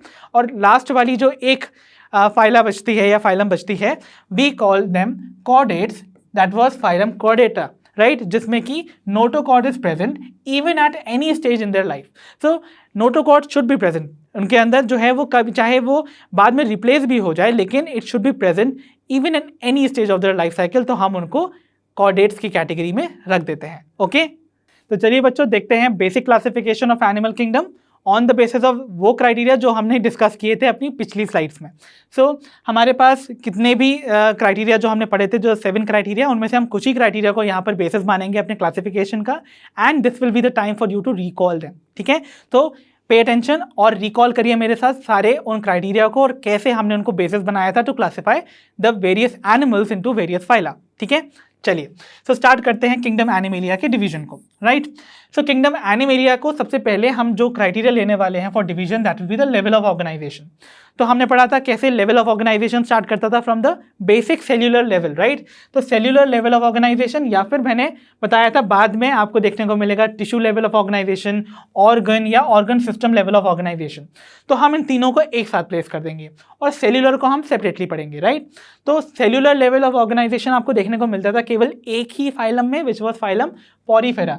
याद है आप सबको, राइट? और इनकी सिमेट्री की अगर हम बात करें यानी कि नेक्स्ट क्राइटेरिया की, तो देवर एसिमेट्रिकल, यानी कि इनकी बॉडी जो है वो किसी प्लेन से कट करने पर इक्वल हाफ्स में कट नहीं होगी, right? So they are asymmetrical also, and इनके पास कोई बॉडी कैविटी नहीं थी, देवर एसीलोमेट ऑल्सो। तो आपको समझ में आ गया होगा कि पॉरीफेरा में प्लेस होने वाले एनिमल्स शो करते हैं cellular level of organisation, they are asymmetrical and acoelomate. I hope this much is clear. चलिए चलते हैं अपनी next level of organisation which is tissue organ या organ system level. So tissue organ या organ system level of organisation एक broad category है जिसमें vast animals place किए जाएंगे। सो इनको हम क्लासीफाई करेंगे on the basis of our next criteria that is symmetry. तो अगर वो एनिमल्स शो कर रहे हैं रेडियल सिमेट्री, तो आपको बेसिकली याद भी होगा ना, रेडियल सिमेट्री कौन सी वाली सिमेट्री होती थी? जब हम किसी भी एनिमल को दो इक्वल हाफ्स में कट कर सकते हैं बाय एनी प्लेन जो कि उसके सेंट्रल एक्सिस से पास कर रहा है। तो उनमें आते थे केवल दो phyla which were these two, Coelenterata and Ctenophora. याद है ना सबको? और इन सभी के पास बॉडी कैविटी एब्सेंट है, इसीलिए we place them under acoelomata, right? तो दे वर एसीलोमेट्स। ठीक है, अब हम देखते हैं bilateral symmetry. Again this is a broad category, तो हम देखने वाले हैं next criteria which is the body cavity या सीलोम का प्रेजेंस। मान लीजिए अगर ऑर्गेनिज्म शो कर रहा है बायलेटरल सिमेट्री बट उसके पास बॉडी कैविटी है एब्सेंट, राइट? तो ऐसे एनिमल को हम प्लेस करते थे under the group called platyhelminthes. Okay, तो प्लैटीहेल्मिन्थ्स याद है ना आपको? They were triploblastic, right? और सीलेंट्रेटा एंड टीनोफोरा क्या थे? They were diploblastic, right? और यहाँ से जितने भी आने वाले हैं they are going to be all triploblastic. So platyhelminthes के पास मेसोडर्मल लेयर तो है, राइट? बट उनके पास बॉडी कैविटी ही नहीं है, तो इसका मतलब they are going to be acoelomate. याद है ना, मैंने बोला था प्लैटीहेल्मिन्थ्स के मेंबर को हम सॉलिड वॉर्म्स भी कहते हैं बिकॉज उनके पास जो बॉडी है उसके अंदर कोई कैविटी प्रेजेंट नहीं है। Okay, then we have the pseudocoelomate, यानी कि इनके पास बॉडी कैविटी तो प्रेजेंट है but it is not lined by the mesoderm, right? और आपको याद है ना, यहाँ पर जो बॉडी कैविटी थी उसमें मेसोडर्म के पाउचेस देखने को मिलते थे जिन्हें हम मेसोडर्मल पाउचेस कहते थे। याद है ना? सो ये वाली कंडीशन जो है वो आपको देखने को मिलती थी only under one phylum which is aschelminthes. Fine, I hope this much is also clear. ठीक है, and lastly we have the coelomate condition, यानी कि there is going to be true coelom present. True coelom का मतलब यानी कि यहाँ पर जो बॉडी कैविटी है that will be lined by the mesoderm, right? So यहाँ पर आपको देखने को मिलेगा ये रिमेनिंग के फाइला जो कि एस्केलमेंथिस के बाद आते हैं। कौन कौन से हैं वो? That will B Annelida, arthropoda, Mollusca, echinodermata, Hemichordata and Chordata, right? तो चलिए बच्चों, अब हम स्टार्ट करते हैं अपनी सारे फाइला को एक एक करके डिस्कस करना। बट आज की वीडियो में हम कवर करेंगे स्टार्टिंग के तीन फाइला, यानी कि phylum Porifera, Coelenterata and Ctenophora को। सो आज हम बिगिन कर रहे हैं सबसे पहले अपने फाइलम पॉरीफेरा को। सो पॉरीफेरा, अगर आप इस नाम को ब्रेक करते हैं तो पोरी वर्ड का मतलब होता है पोर और फेरा वर्ड का मीनिंग होता है बेरिंग। तो यानी कि ये वो एनिमल्स हैं जिनकी बॉडी पे बहुत सारे न्यूमरस पोर्स आपको देखने को मिलते हैं और इनको हम कॉमनली बुलाते हैं एज स्पॉन्जेस। सो इनको स्पॉन्जेस क्यों बुलाते हैं? जस्ट लाइक स्पॉन्ज, इनके पास भी टाइनी टाइनी पोर्स प्रेजेंट है ऑल ओवर देयर बॉडी। सो अगर आप ध्यान से इन स्पॉन्ज को यहाँ देख पा रहे हैं, सो आप देख पाएंगे कि यहाँ पर इनकी बॉडी पे टाइनी टाइनी पोर्स प्रेजेंट होते हैं जिसकी वजह से इनको हम पॉरीफेरा में प्लेस करते हैं। ओके, सो पोर का होना इनकी बॉडी पर इनका चीफ कैरेक्टरिस्टिक फीचर होता है। That is what you have to be very particular about. ठीक है, अब हम देखते हैं कि ये जनरली इनका हैबिटेट क्या है। सो जनरली आपको ये मिलेंगे मैराइन। ठीक है, मैराइन यानी कि आपको सी और ओशंस में देखने को मिलेंगे, बट कुछ फ्रेश वाटर स्पीशीज भी हैं जिनको हम यहीं पर मेंशन कर लेते हैं, दैट इज स्पॉन्जिला। तो Spongilla is a fresh water species, ये आपको याद रखना है क्योंकि एग्जामिनेशन में ऐसे एक्सेप्शन से क्वेश्चंस बन जाते हैं अक्सर। ओके, देन वी हैव कि ये होते हैं सेसाइल। तो सेसाइल वर्ड का मीनिंग क्या होता है? दैट मीन्स ये लोकोमोट नहीं कर सकते हैं, they remain fix to one position. तो यानी कि एक ही जगह पर अटैच्ड रहते हैं या फिक्स रहते हैं to their substratum. Okay, then अब हम बात करते हैं इनके लेवल ऑफ ऑर्गेनाइजेशन की। तो आप सभी ने सारे लेवल ऑफ ऑर्गेनाइजेशन देखे थे। कौन से लेवल ऑफ ऑर्गेनाइजेशन शो करते हैं? Poriferans, yes, they show cellular level of organisation. And साथ ही बात करें अगर इनकी सिमेट्री की, तो देवर एसिमेट्रिकल, राइट, यानी कि इनकी बॉडी को अगर हम किसी भी प्लेन में कट करते हैं तो वो इक्वल हाफ्स में कट नहीं होती हैं। So that is the reason ये एसिमेट्रिकल होते हैं। तो चलिए बच्चों, अब हम डिस्कस कर लेते हैं about the body of sponges. तो जो बॉडी होती है स्पॉन्जेस की, उसमें आपको देखने को मिलते हैं बहुत सारे पोर्स, राइट, इसीलिए तो हमने इनको पॉलीफेरेंस कहा था। उन पोर्स को हम कहते हैं ऑस्टिया। तो अगर मैं सपोज आपको एक पॉलीफेरेन का बॉडी ड्रॉ करके दिखाऊं, सो आपको कुछ ऐसा देखने को मिलेगा, जैसे फ्लावर वाज होता है ना, और ये एक सबस्ट्रेटम पे अटैच्ड है suppose. So this is the substratum, और आप देखेंगे इनकी बॉडी पे ना ऐसे टाइनी टाइनी पोर्स प्रेजेंट हैं। सो ये जो पोर्स होते हैं इन्हीं को हम कहते हैं द ऑस्टिया। तो ये जो टाइनी पोर्स हैं ये वो इनलेट्स हैं जिनसे वाटर जो होता है वो एंटर करता है inside the body of sponges. So water enters into the body through this ostia only, right. ठीक है, अब हम चलते हैं the next word which is called spongocoel. तो स्पॉन्जोसील क्या होता है? स्पॉन्जोसील, अगर आप नाम को ब्रेक करें तो स्पॉन्जोसील से मतलब स्पॉन्जो वर्ड से आपको स्पॉन्जेस समझ में आ जाएगा, और सील मतलब सीलोम्स है ना, द कैविटी। तो इनकी जो कैविटी प्रेजेंट होती है, यानी कि स्पॉन्जेस के अंदर जो बॉडी कैविटी होती है, that is what we call as the spongocoel. तो आप देख रहे हैं, अगर मैं सेक्शन कट करूं एक स्पॉन्ज का, तो आपको यहाँ पर इनर स्पेस दिख रही है, this white space is called the spongocoel. ये वो कैविटी है जिसमें कि वाटर ऑस्टिया से एंटर करने के बाद आता है, right. So this is the spongocoel. तो देखिए, मान लेते हैं कि ये वो ऑस्टिया है। तो ये जो ऑस्टिया आपको दिख रहा है ना, ये आपको ये ओपनिंग दिख रही है जिनके through water will enter inside, और फाइनली आने के बाद ये जो कैविटी दिख रही है वाइट स्पेस, यहाँ पर एंटर कर जाएगी। एंड दिस वाइट स्पेस वाला जो कैविटी है that is what we refer to as the spongocoel. I hope this much is clear. ठीक है, तो स्पॉन्जोसील की अगर आप इनर लाइनिंग को देखेंगे, सो देखिए, अगर ये स्पॉन्जोसील की इनर लाइनिंग में देखिए तो आपको ना कुछ ऐसे कॉलर शेप्ड सेल्स देखने को मिल रहे हैं, राइट, और इनमें प्रेजेंट है ऐसे फ्लैजिला।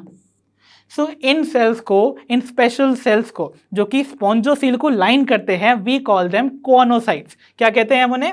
कोनोसाइट्स। उनका शेप होता है कॉलर जैसा, इसीलिए we call them also collar cells. तो इनको कॉलर सेल्स या कोनोसाइट्स कहते हैं। और याद रखिएगा, ये इंपॉर्टेंट फीचर होता है ऑफ पॉलीफेरेंस, यानी कि ये आपको किसी और फाइलम में देखने को नहीं मिलेंगे in the entire animal kingdom. ठीक है, ठीक है। Then we talk of osculum. तो ऑस्क्यूलम क्या है? ये एक सेंट्रल बिग पोर है जो कि प्रेजेंट होता है ऑन द स्पॉन्जेस, यानी कि सपोज ये देखिए, यहाँ पर ये टाइनी टाइनी बॉडी पोर्स जो थे दे वर कॉल्ड ऑस्टिया, और जो सेंट्रल बड़ा वाला पोर आपको यहाँ देखने को मिल रहा है, this is called osculum. Okay, so osculum is this central body pore जिसके थ्रू जो वाटर एंटर किया था ना ऑस्टिया से इनटू द स्पॉन्जोसील, वो बाहर जाने के लिए कौन सा रास्ता पकड़ेगा? ये वाला ऑस्क्यूलम का, राइट। तो ऑब्वियसली स्पॉन्जोसील से, यानी कि जो वाटर आया, इमेजिन कीजिए ये वाटर ऑस्टिया से एंटर किया इन द स्पॉन्जोसील। स्पॉन्जोसील के बाद ये जो कॉलर सेल्स जिनको कोनोसाइट्स कहते थे, इनके फ्लैजिलर मूवमेंट से, यानी कि फ्लैजिला जो है वो कंटिन्यूसली बीट करेंगे, और बीट करते करते वाटर को क्या करेंगे? बाहर प्रोपेल आउट कर देंगे। सो जो वाटर है that will enter through ostia, come into the spongocoel, और उसके बाद एक्सपेल आउट किससे होंगे? Through this outer pore which is called the osculum. I hope this is also very clear. तो ये लार्ज पोर है through which water is going to move out of the sponge body. I hope this much is clear. ठीक है, अब हम बात करते हैं स्पॉन्जेस की बॉडी के स्केलेटन की। तो इनके पास भी बॉडी स्केलेटन प्रेजेंट है। भाई इनको स्केलेटन की क्या ज़रूरत है? सिंस ये मराइन हैबिटेट में प्रेजेंट हैं, दैट मीन्स इनके पास वाटर करंट जो है, उनका प्रेशर इनकी बॉडी को हो सकता है टेयर कर दे या ब्रेक कर दे। तो उसको प्रिवेंट करने के लिए इनके पास भी कुछ सपोर्टिव स्ट्रक्चर्स होते हैं दैट फॉर्म द स्केलेटन, और वो बेसिकली दो कॉम्पोनेंट्स हैं which are the spicules and spongin fibres. तो स्पिक्यूल्स क्या हैं? Spicules are basically needle like structures. वो नीडल जैसे स्ट्रक्चर्स होते हैं जो कि आइदर कैल्शियम कार्बोनेट के डिपोजिशन से बनते हैं, यानी कि they are calcareous in nature, या सिलिका के डिपोजिशन से बनते हैं, और इसीलिए they are siliceous in nature, right. And जो सेकेंड कॉम्पोनेंट है that is what we refer to as the spongin fibres. तो स्पॉन्जिन फाइबर्स क्या होते हैं? Spongin fibres basically protein fibres होते हैं जो कि अगेन स्पॉन्जेस को उनकी बॉडी का शेप प्रोवाइड करते हैं।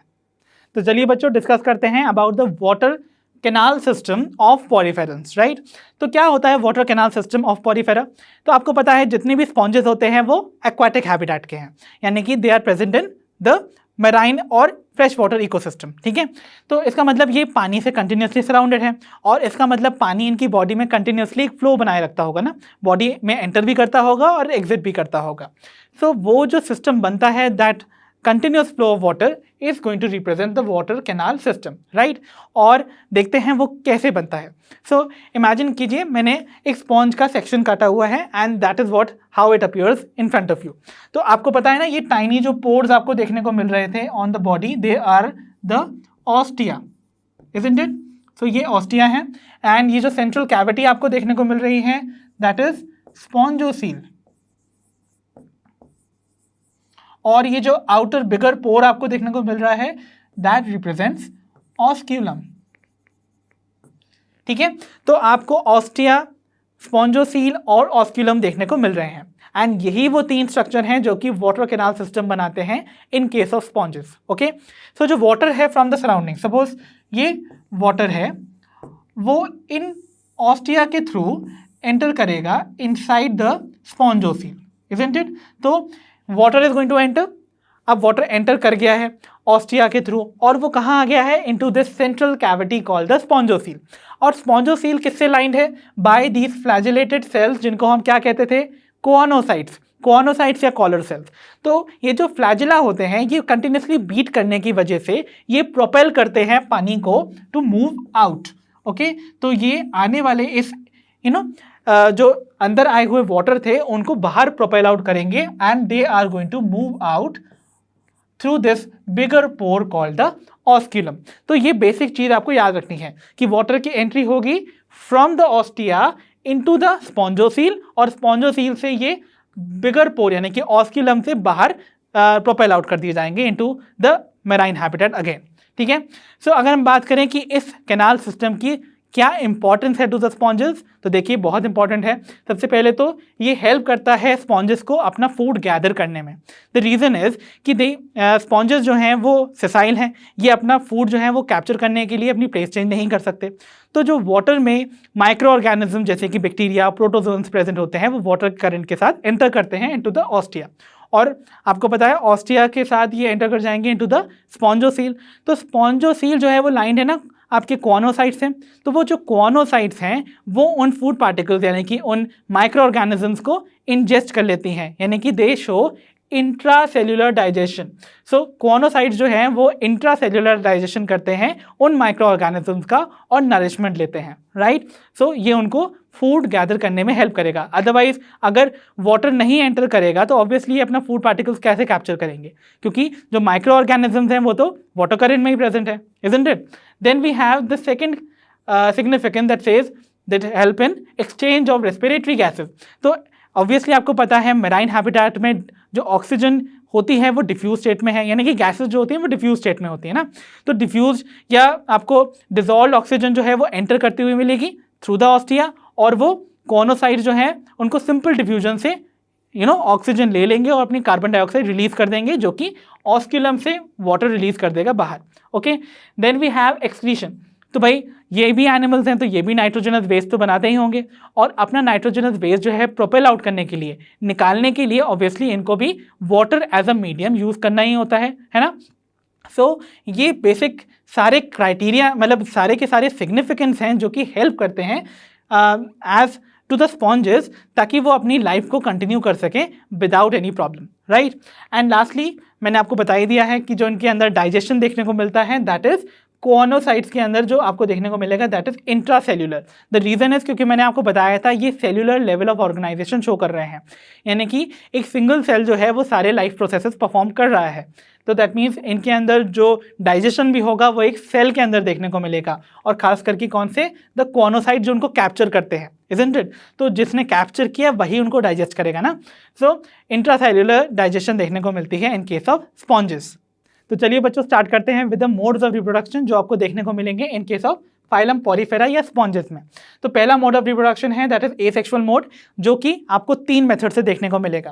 पहला है फ्रैगमेंटेशन, जिसमें कि आप जानते हैं जो एनिमल की बॉडी है वो ब्रेक करेगी इनटू वेरियस फ्रैगमेंट्स, और हर फ्रैगमेंट जो है वो ग्रो करेगा और फॉर्म करेगा एक न्यू इंडिविजुअल को, राइट। सो ये एक बेसिक सी फिनोमेना है जो कि आप सभी जानते हैं। Then we have the second method which is budding. तो बडिंग में क्या होता है, मान लीजिए ये एक स्पॉन्ज की बॉडी है, so suppose this is the sponge body, और यहाँ से इस स्पॉन्ज बॉडी से आप देखेंगे एक आउटग्रोथ देखने को मिलेगी दैट अपीयर्स लाइक अ बड, और ये सपोज ये सबस्ट्रेटम पे अटैच्ड है, ओके। तो ये जो बड आपको देखने को मिल रही है, दिस बड जो है ये बाद में जाके डिटैच कर जाएगी फ्रॉम द पेरेंट बॉडी। तो ये पेरेंट बॉडी से डिटैच हो जाएगी और ये जिस सबस्ट्रेटम पे फॉल करेगी वहां पर ये डेवलप हो जाएगा एज अ न्यू इंडिविजुअल। तो ये नया एनिमल के फॉर्म में आपको देखने को मिल जाएगा, ओके। सो बडिंग भी हो गया। The third method is gemmule formation. तो जेम्यूल बेसिकली एक बड है, इंटरनल बड। तो जेम्यूल क्या होती है, बेसिकली एक इंटरनल बड है जिसमें कि कुछ स्पेशल सेल्स प्रेजेंट होते हैं कॉल्ड आर्कियोसाइट्स। सो इनके अंदर ये जो स्पेशल सेल्स हैं आर्कियोसाइट्स, इनके अंदर एबिलिटी होती है कि ये डिवाइड करके पूरी की पूरी स्पॉन्ज बॉडी क्रिएट कर सकते हैं। सो ये स्पेशल सेल्स होने की वजह से जब ये जेम्यूल्स किसी सबस्ट्रेटम पे ग्रो करेंगे तो that means they will give rise to the entire sponge body. So third mode of reproduction जो आपको देखने को मिला in asexual case was by gemmule formation, right. अब लास्टली हम देख लेते हैं द सेक्सुअल मोड। तो सेक्सुअल मोड ऑब्वियसली आपको यहाँ गैमीट फॉर्मेशन को देखने को मिलेगा एंड साथ ही साथ they are all going to be hermaphrodite. So hermaphrodite का मतलब होता है the sexes are present on the same individual. That means एक ही इंडिविजुअल जो स्पॉन्ज का है वही मेल गैमीट यानी कि स्पर्म भी प्रोड्यूस करेगा और फीमेल गैमीट यानी कि एग्स को भी प्रोड्यूस करेगा। बट इनके केस में ज़्यादातर देखा जाता है क्रॉस फर्टिलाइजेशन, मतलब एक ही इंडिविजुअल ने जो स्पर्म बनाया था वो उसी के बनाए हुए एग को फर्टिलाइज नहीं करेगा, बल्कि वो रिलीज कर दिया जाएगा इनटू द वाटर करंट, और वाटर करंट से जब वो फ्लो करके दूसरे स्पॉन्ज बॉडी पे पहुंचेगा तो वहां जाके करेगा fertilisation with the egg. So cross fertilisation इनके केस में देखी गई है, राइट। सो आई होप आपको ये सारे points related to the reproduction clear हुए होंगे। तो चलिए बच्चों, अब हम डिस्कस करते हैं द फर्टिलाइजेशन इन पॉरीफेरेंस, जो कि होता है इंटरनल। सो इंटरनल फर्टिलाइजेशन मतलब यानी कि यहाँ पर जो फर्टिलाइजेशन देखने को मिलेगा that will be inside the body. ऐसा नहीं है कि मेल गैमीट्स यानी कि जो स्पर्म्स हैं वो भी रिलीज कर दिए जाएंगे वाटर में और साथ ही एग भी रिलीज कर दिए जाएंगे वाटर में और दोनों का फर्टिलाइजेशन वाटर में हो रहा है, ऐसा नहीं देखने को मिलेगा, राइट। जो स्पर्म्स होते हैं वो रिलीज किए जाते हैं इनटू द वाटर और वो जाके फर्टिलाइज कर देते हैं एग को on the another sponge body. तो वो स्पॉन्ज बॉडी में एग्स प्रेजेंट होते हैं जहां पर जाके फर्टिलाइज करते हैं। सो ये कंडीशन हो गई इंटरनल फर्टिलाइजेशन की जो देखने को मिलती है in sponges. And then we have indirect development. तो इनमें जो डेवलपमेंट देखने को मिलेगा वो होगा इनडायरेक्ट। इनडायरेक्ट डेवलपमेंट का मतलब आपको हमेशा याद रखना है कि आपको देखने को मिलेगी एक लार्वल स्टेज, यानी कि जो यंग स्टेज है या जो लार्वल स्टेज है वो अडल्ट से बहुत ही डिफरेंट होती है, राइट। सो इनकी जो लार्वल स्टेज है वो अडल्ट स्टेज से बहुत डिस्टिंक्ट होगी। जैसे हम ह्यूमन बींग्स के डेवलपमेंट में जो हमारा एम्ब्रायोनिक फॉर्म होता है वो काफ़ी हद तक रिजेंबल करता है to the adult form, right. हमारे पास भी वही स्ट्रक्चर्स हैं जो कि हमारे एम्ब्रायोनिक स्टेज में देखने को मिलेंगे। सो ऐसा यहाँ पर देखने को नहीं मिलता है, यानी कि यहाँ पर लार्वल स्टेज की जो मॉर्फोलॉजी यानी कि एक्सटर्नल फीचर्स हैं वो अडल्ट के एक्सटर्नल फीचर से बहुत डिफरेंट होंगे, okay. So finally we are on to the examples of sponges, जो कि है सबसे पहला साइकॉन, ओके, जिसको कि आप कॉमनली बुलाते हैं Scypha. Then we have Spongilla, याद है ना, the fresh water species. And lastly we have Euspongia, जिसको हम लोग बाथ स्पॉन्ज भी कहते हैं, ओके, क्योंकि इसको हम लोग बेथिंग भी यूज़ करते हैं। बट स्पेसिफिकली इसी को क्यों यूज़ करते हैं? बिकॉज इनके स्केलेटन में आपको स्पिक्यूल्स नहीं देखने को मिलेंगे, यानी कि वो नीडल लाइक स्ट्रक्चर्स जो कि इनका शेप प्रोवाइड करते थे वो एब्सेंट होंगे। And that is the reason, इसीलिए हम इनको यूज़ करते हैं इन एज बाथ स्पॉन्जेस, राइट। इसीलिए इसको बाथ स्पॉन्ज कहते भी हैं। तो चलिए बच्चों, अब हम स्टार्ट करेंगे अपने नेक्स्ट फाइलम को, विच इज फाइलम सीलेंट्रेटा। तो सीलेंट्रेटा वर्ड को अगर हम ब्रेक करते हैं तो इसका लिटरल मीनिंग हमको मिल जाएगा, राइट। तो अगर हम वर्ड को ब्रेक करें तो हमें वर्ड मिलता है पहला, दैट इज सील। तो सील वर्ड आता है, that means it is going to represent something जो कि अंदर से होगा हॉलो, क्योंकि याद है ना आपको सीलोम रिप्रेजेंट करता था बॉडी कैविटी को, इजंट इट? इसीलिए जब भी आपको वर्ड मिलेगा सील, दैट मीन्स वो कभी ना कभी किसी कैविटी को डिनोट कर रहा है, ओके? और कैविटी क्या होता है? समथिंग जो कि अंदर से हॉलो होता है, राइट? सो सील वर्ड का मीनिंग हुआ हॉलो। और ये जो एंटर वर्ड है ये आता है फ्रॉम द वर्ड एंटरॉन। सो एंटरॉन जो वर्ड है दैट डिनोट्स गट, यानी कि ये ऐसे एनिमल्स हैं जिनकी गट अंदर से कैसी होगी? हॉलो होगी, राइट? ओके। और इस फाइलम को हम एक और नाम से बुलाते हैं, दैट इज नाइडेरिया। क्यों बुलाते हैं उसका रीजन जानने से पहले हम इस फाइलम के मेंबर्स के इंपॉर्टेंट कैरेक्टर्स को डिस्क्राइब कर लेते हैं। तो सबसे पहले चलते हैं इसके हैबिटेट पे, यानी कि इस फाइलम में प्रेजेंट जो मेंबर्स हैं वो आपको कहाँ कहाँ सर्वाइव करते हुए मिलेंगे, यानी कि किन किन एनवायरमेंटल कंडीशन में ग्रो करते मिलेंगे। तो सबसे पहले हम देखते हैं दे आर जनरली मेराइन। ये आपको मेराइन हैबिटेट यानी कि सी एंड ओशंस में फ्लरिश करते हुए मिलेंगे, बट कुछ ऐसी भी स्पीशीज हैं जो कि फ्रेश वाटर हैं, और उसका सबसे कॉमन एग्जाम्पल है हाइड्रा, जो कि यहाँ पर आपको एक कार्टूनिश फॉर्म में यहाँ पर रिप्रेजेंट करता हुआ दिखाया गया है। सो आपने अपने लोअर क्लासेस में हाइड्रा को अक्सर पढ़ा होगा इन केस ऑफ बडिंग, याद है ना सबको? ठीक है। सो हाइड्रा इज अ सीलेंट्रेट जो कि एक फ्रेश वाटर सीलेंट्रेट है, राइट? ठीक है। अब हम बात करते हैं कि आपको ये किस कंडीशंस में मैराइन हैबिटेट में या फिर एक्वाटिक हैबिटेट में देखने को मिलेंगे। तो अक्सर आपको ये जो हैं ये सेसाइल फॉर्म में, यानी कि ये किसी भी वाटर बॉडी के बॉटम पे या उनमें अटैच्ड किसी रॉक पे आपको फिक्स्ड दिखेंगे। दैट मीन्स ये लोकोमोट नहीं करेंगे, they will be fixed to some substratum. तो किसी सबस्ट्रेटम पे जब ये अटैच्ड होंगे तो इस फॉर्म को हम कहेंगे सेसाइल फॉर्म, ओके? और अक्सर ये आपको फ्री फ्लोटिंग फॉर्म में भी देखने को मिलते हैं, राइट? सो आपको ये याद रखना है कि ये फ्री फ्लोटिंग भी हो सकते हैं और they can be sessile also, okay? फिर हम देखते हैं इनके लेवल ऑफ ऑर्गेनाइजेशन को। याद है ना हमने बेसिस ऑफ क्लासिफिकेशन में सेवरल क्राइटेरिया लिए थे, उनमें से सबसे पहला जो क्राइटेरिया था that was the level of organisation. तो इससे पहले जो हमने फाइलम पढ़ी थी दैट वाज फाइलम पोरीफेरा, जिसमें हमको सेल्यूलर लेवल ऑफ ऑर्गेनाइजेशन देखने को मिलता है, बट सीलेंट्रेटा में आपको टिश्यू लेवल ऑफ ऑर्गेनाइजेशन देखने को मिलेगा, ओके? तो यहाँ पर आपको क्या एडवांसमेंट देखने को मिली एनिमल किंगडम में कि जो नेक्स्ट फाइल अब आपको देखने को मिलेगी वो होगी उसके पास क्या होगा? टिश्यू लेवल ऑफ ऑर्गेनाइजेशन, ठीक है? फिर हम बात करते हैं इनके बॉडी प्लान की। तो जो बॉडी प्लान होता है इनके पास वो होता है ब्लाइंड सैक टाइप। तो ब्लाइंड सैक बॉडी प्लान का क्या मतलब है भाई? इनके पास होगी केवल एक ओपनिंग जो कि माउथ और एनस दोनों की तरह बिहेव करेगी, राइट? सो माउथ की तरह ये फूड को इंजेस्ट भी करेगी और एनस की तरह अनडाइजेस्टेड फूड को एक्सपेल आउट भी करेगी, ठीक है? So they have the blind sac body plan, okay? फिर हम देखते हैं इनके सिमेट्री को। तो they are radially symmetrical. Radially symmetrical आप सबको याद होगा ना? दैट मीन्स इनकी बॉडी को अगर हम किसी भी प्लेन में कट करें passing through it's central axis तो वो हमेशा दो इक्वल हाफ्स प्रोड्यूस करेगा, ओके? दैट मीन्स ये रेडियली सिमेट्रिकल हो गए। और बात करते हैं इनकी जर्म लेयर्स की। तो ये जो मेंबर्स होते हैं इस फाइलम के दे आर डिप्लोब्लास्टिक। तो डिप्लो वर्ड से आपको अंदाजा लग चुका होगा they are going to have two germ layers. कौन कौन सी होंगी वो? The outer ectoderm and the inner endoderm. और एक्टोडर्म और एंडोडर्म के बीच में कौन सी लेयर प्रेजेंट होती थी यहाँ पर डिप्लोब्लास्टिक के केस में? यस, यहाँ पर एक नॉन सेल्यूलर जेलाटिनस यानी कि जेली लाइक लेयर प्रेजेंट होती थी बिटवीन एक्टोडर्म एंड एंडोडर्म, उसे हम क्या बुलाते थे? मीजोक्लिया, राइट? तो ये तो थे बेसिक कैरेक्टर्स ऑफ सीलेंट्रेट्स। अब हम डिस्कस करते हैं इनके कुछ पिक्यूलियर फीचर्स को, राइट? तो चलिए बच्चों अब हम देखते हैं कि क्यों हम सीलेंट्रेट्स के मेंबर्स को बुलाते हैं नाइडेरियंस।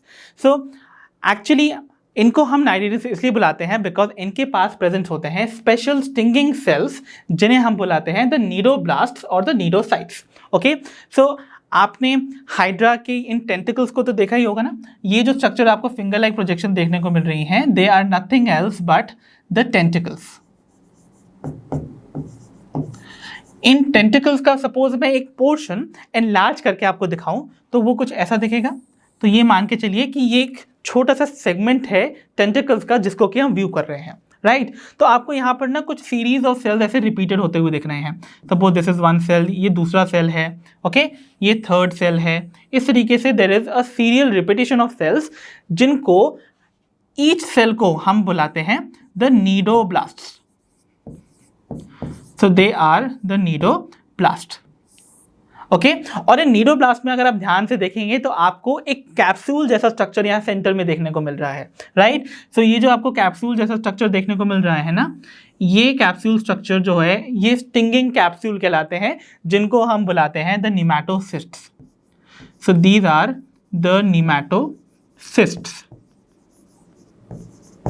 ओके सो नीमैटोसिस्ट जो है वो प्रेजेंट है किसके अंदर, नीडोब्लास्ट के अंदर, right. So they are the stinging capsules. Okay ठीक है, तो अब तक आपको इतना क्लियर हो गया होगा कि एक टेंटिकल के अंदर आपको एक नीडोब्लास्ट देखने को मिलेगा, that is the stinging cell, जिनके अंदर प्रेजेंट होंगे stinging capsules called the nematocyst. ठीक है, तो आप देख रहे होंगे नेमेटोसिस्ट के अंदर आपको कुछ कॉइल स्ट्रक्चर देखने को मिल रहा होगा, थ्रेड लाइक, जो कि अनकॉइल हो जाता है in the presence of its prey या प्रेडेटर। तो कभी भी कोई प्रे या प्रेडेटर इस सपोज सीलेंट्रेट के सामने से गुजरेगा और सपोज इसको उस पर अटैक करना है तो ये अनकॉइल होएगा, और अनकॉइल होने के बाद इसके एंड पे लगे ये जो बाब है, यानी कि पॉइंटेड एरो लाइक स्ट्रक्चर है, ये उसको स्टिंग कर देगा। ठीक है, तो ये बेसिक फंक्शन होता है एक नीडोब्लास्ट का, जिसकी वजह से हम सीलेंट्रेट के मेंबर्स को नाइडेरियंस बुलाते हैं। ठीक है, आइए जान लेते हैं क्या फंक्शंस होते हैं इन नीडोब्लास्ट के। तो नीडोब्लास्ट सबसे पहले तो हेल्प करता है सीलेंट्रेट्स को फॉर डिफेंस, यानी कि ये अपने आप को अपने प्रेडेटर से बचाने में हेल्प करता है। ओके दूसरा, that they help in capturing of their pray. Suppose इनको किसी प्रे को कैप्चर करना है तो उसको ऑब्वियसली इनको स्टिंग करना होगा, देन ओनली ये उसके बाद उनके टेंटिकल्स उनको अपने माउथ में पुट कर पाएंगे, इजंट इट। एंड थर्डली, ये हेल्प करते हैं in attachment to the substratum. So ये जो नेमेटोसिस्ट होते हैं ये प्रोड्यूस करते हैं कुछ ग्लू लाइक सब्सटेंस, जो कि हेल्प करते हैं इनको अटैचमेंट में टू द सबस्ट्रेटम, राइट। तो बच्चों, हमने इनिशियली डिस्कस किया था कि कैसे सीलेंट्रेट्स जो होते हैं उनके पास प्रेजेंट होती है एक hollow gut, right.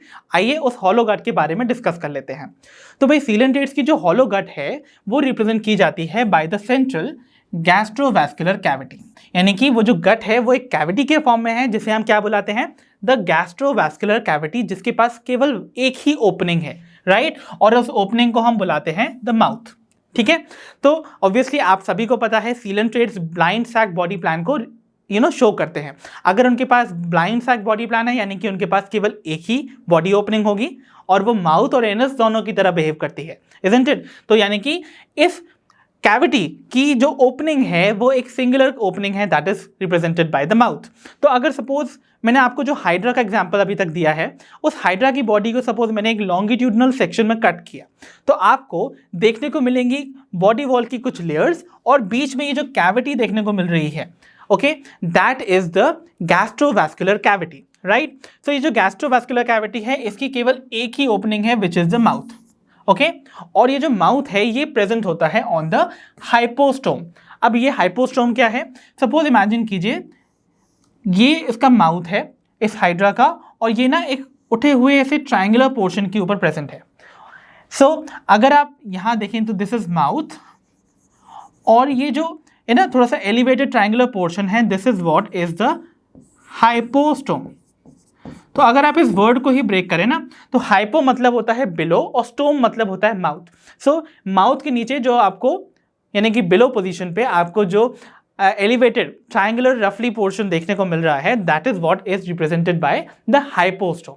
I hope that is clear. ठीक है, तो आप देख सकते हैं कि कैसे इस कैविटी यानी कि इस गैस्ट्रोवैस्कुलर कैविटी की एक सिंगल ओपनिंग है, that is represented by the mouth. Okay और आप देख सकते हैं कि कैसे इसकी बॉडी वॉल जो है वो 3 लेयर्स में डिफरेंशिएटेड है। ओके तो जो आउटर मोस्ट लेयर आपको देखने को मिलेगी जो कि रिप्रेजेंट हो रही है by the brown colour, that is what we call the epidermis. और ये बॉडी की किस जर्म लेयर से अराइज हुई होगी? Yes, from the ectoderm, right. So ectoderm से एपिडर्मिस डेवलप होगा।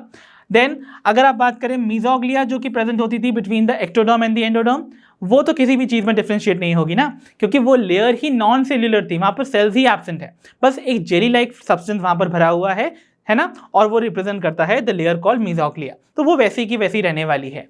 एंड जो अंदर वाली एंडोडर्म होती थी यानी कि अनदर जर्म लेयर जो कि इंटरनली प्रेजेंट होती थी सराउंडिंग द गट, वो गिव राइज करेगी टू द एंडोडर्मिस, राइट, जो कि किसको सराउंड कर रही है यहाँ पर? यस, द गैस्ट्रोवैस्कुलर कैविटी को सराउंड करने वाली जो ये पिंक लेयर है उसी को हम कहते हैं गैस्ट्रोडर्मिस, जो किससे डेवलप होगी? From the endoderm, right.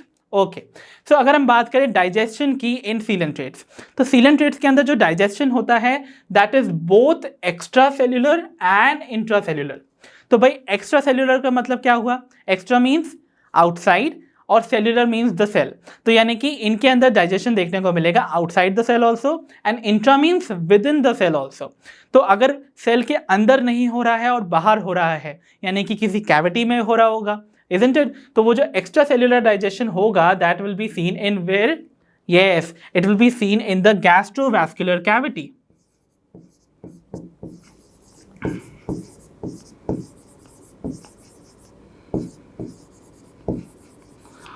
और अगर हम बात करें इंट्रासेल्यूलर डाइजेशन की, तो ये डाइजेशन आपको देखने को मिलेगा उन्हीं सेल्स में जो कि सराउंड कर रहे होंगे इस कैविटी को। और इस कैविटी को सराउंड कर रही कौन सी सेल की लेयर आपको देखने को मिल रही थी?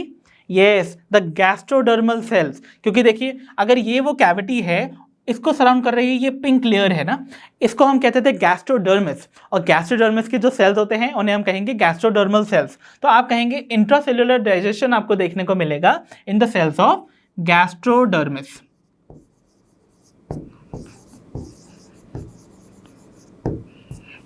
सो आई होप इतनी बेसिक इंफॉर्मेशन आपको अच्छे से क्लियर हुई होंगी। अब हम देखते हैं कुछ और important features about the coelenterates. तो चलिए बच्चों, सीलेंट्रेट से रिलेटेड एक और इंपॉर्टेंट एस्पेक्ट को हम डील करते हैं, दैट इज पॉलीमॉर्फिज्म। तो पॉलीमॉर्फिज्म का मतलब होता है कि एक बॉडी जब एक से ज्यादा फॉर्म्स में एग्जिस्ट करे उसी को हम कहते हैं पॉलीमॉर्फिज्म। और सीलेंट्रेट्स के केस में हम कहेंगे इनकी जो बॉडी होती है वो दो फॉर्म्स में एग्जिस्ट करती है। The first form is called the polyp and the second form is called medusa, right. तो चलिए एक एक करके इन दोनों फॉर्म्स को डिस्कस कर लेते हैं। तो जो पहला फॉर्म है दैट इज पॉलिप, ये होता है cylindrical in shape. Cylindrical in shape मतलब आपको ऑब्वियसली एक सिलेंडर के फॉर्म में ऐसे दिखाई देगा, isn't it? ऐसा फॉर्म आपको देखने को मिलता है इन केस ऑफ हाइड्रा, है ना। आपने हाइड्रा देखा था अभी। सो हाइड्रा की बॉडी कैसी सिलेंड्रिकल इन शेप होती है, जिसमें कि आउटर आपको बाहर ऊपर की तरफ टेंट्रिकल्स देखने को मिलेंगे। सिमिलरली आपको एक और ऐसा सीलेंट्रेट है जिसमें कि ये फॉर्म देखने को मिलता है, दैट इज एडम्सिया। एडम्सिया जिसको हम कॉमनली बुलाते हैं द सी एनेमोन। ओके, तो इनकी जो बॉडी होती है वो आपको ऐसी सिलेंड्रिकल दिखेगी, जिसमें आपको ऊपर माउथ होगा और ऐसे आपको खूब सारे टेंट्रिकल्स जो है वो ऐसे कवर करते हुए दिखेंगे इनके बॉडी को, right. So this is what is Adamsia, जो कि अगेन रिप्रेजेंट करता है the polyp form of coelenterates, ठीक है। सो इनकी खासियत ये है that they are sessile. Sessile मतलब ये हमेशा किसी सबस्ट्रेटम पे अटैच रहते हैं, यानी कि ये अपनी पोजीशन पे फिक्स्ड रहते हैं, ये अपनी पोजीशंस को चेंज नहीं करते, राइट। एंड थर्डली इनकी खासियत ये है दैट दे रिप्रोड्यूस एसेक्सुअली। इनमें जो रिप्रोडक्शन देखा जाता है that is asexual reproduction, that is what you have to remember, okay. फिर हम देखते हैं our second case that is the medusa form. So जो मेड्यूसा होते हैं इनका जो बॉडी फॉर्म है, अगर आप देखेंगे इनका शेप, तो ये आपको देखने को मिलेंगे अम्ब्रेला शेप के, ओके, समवॉट लाइक दिस।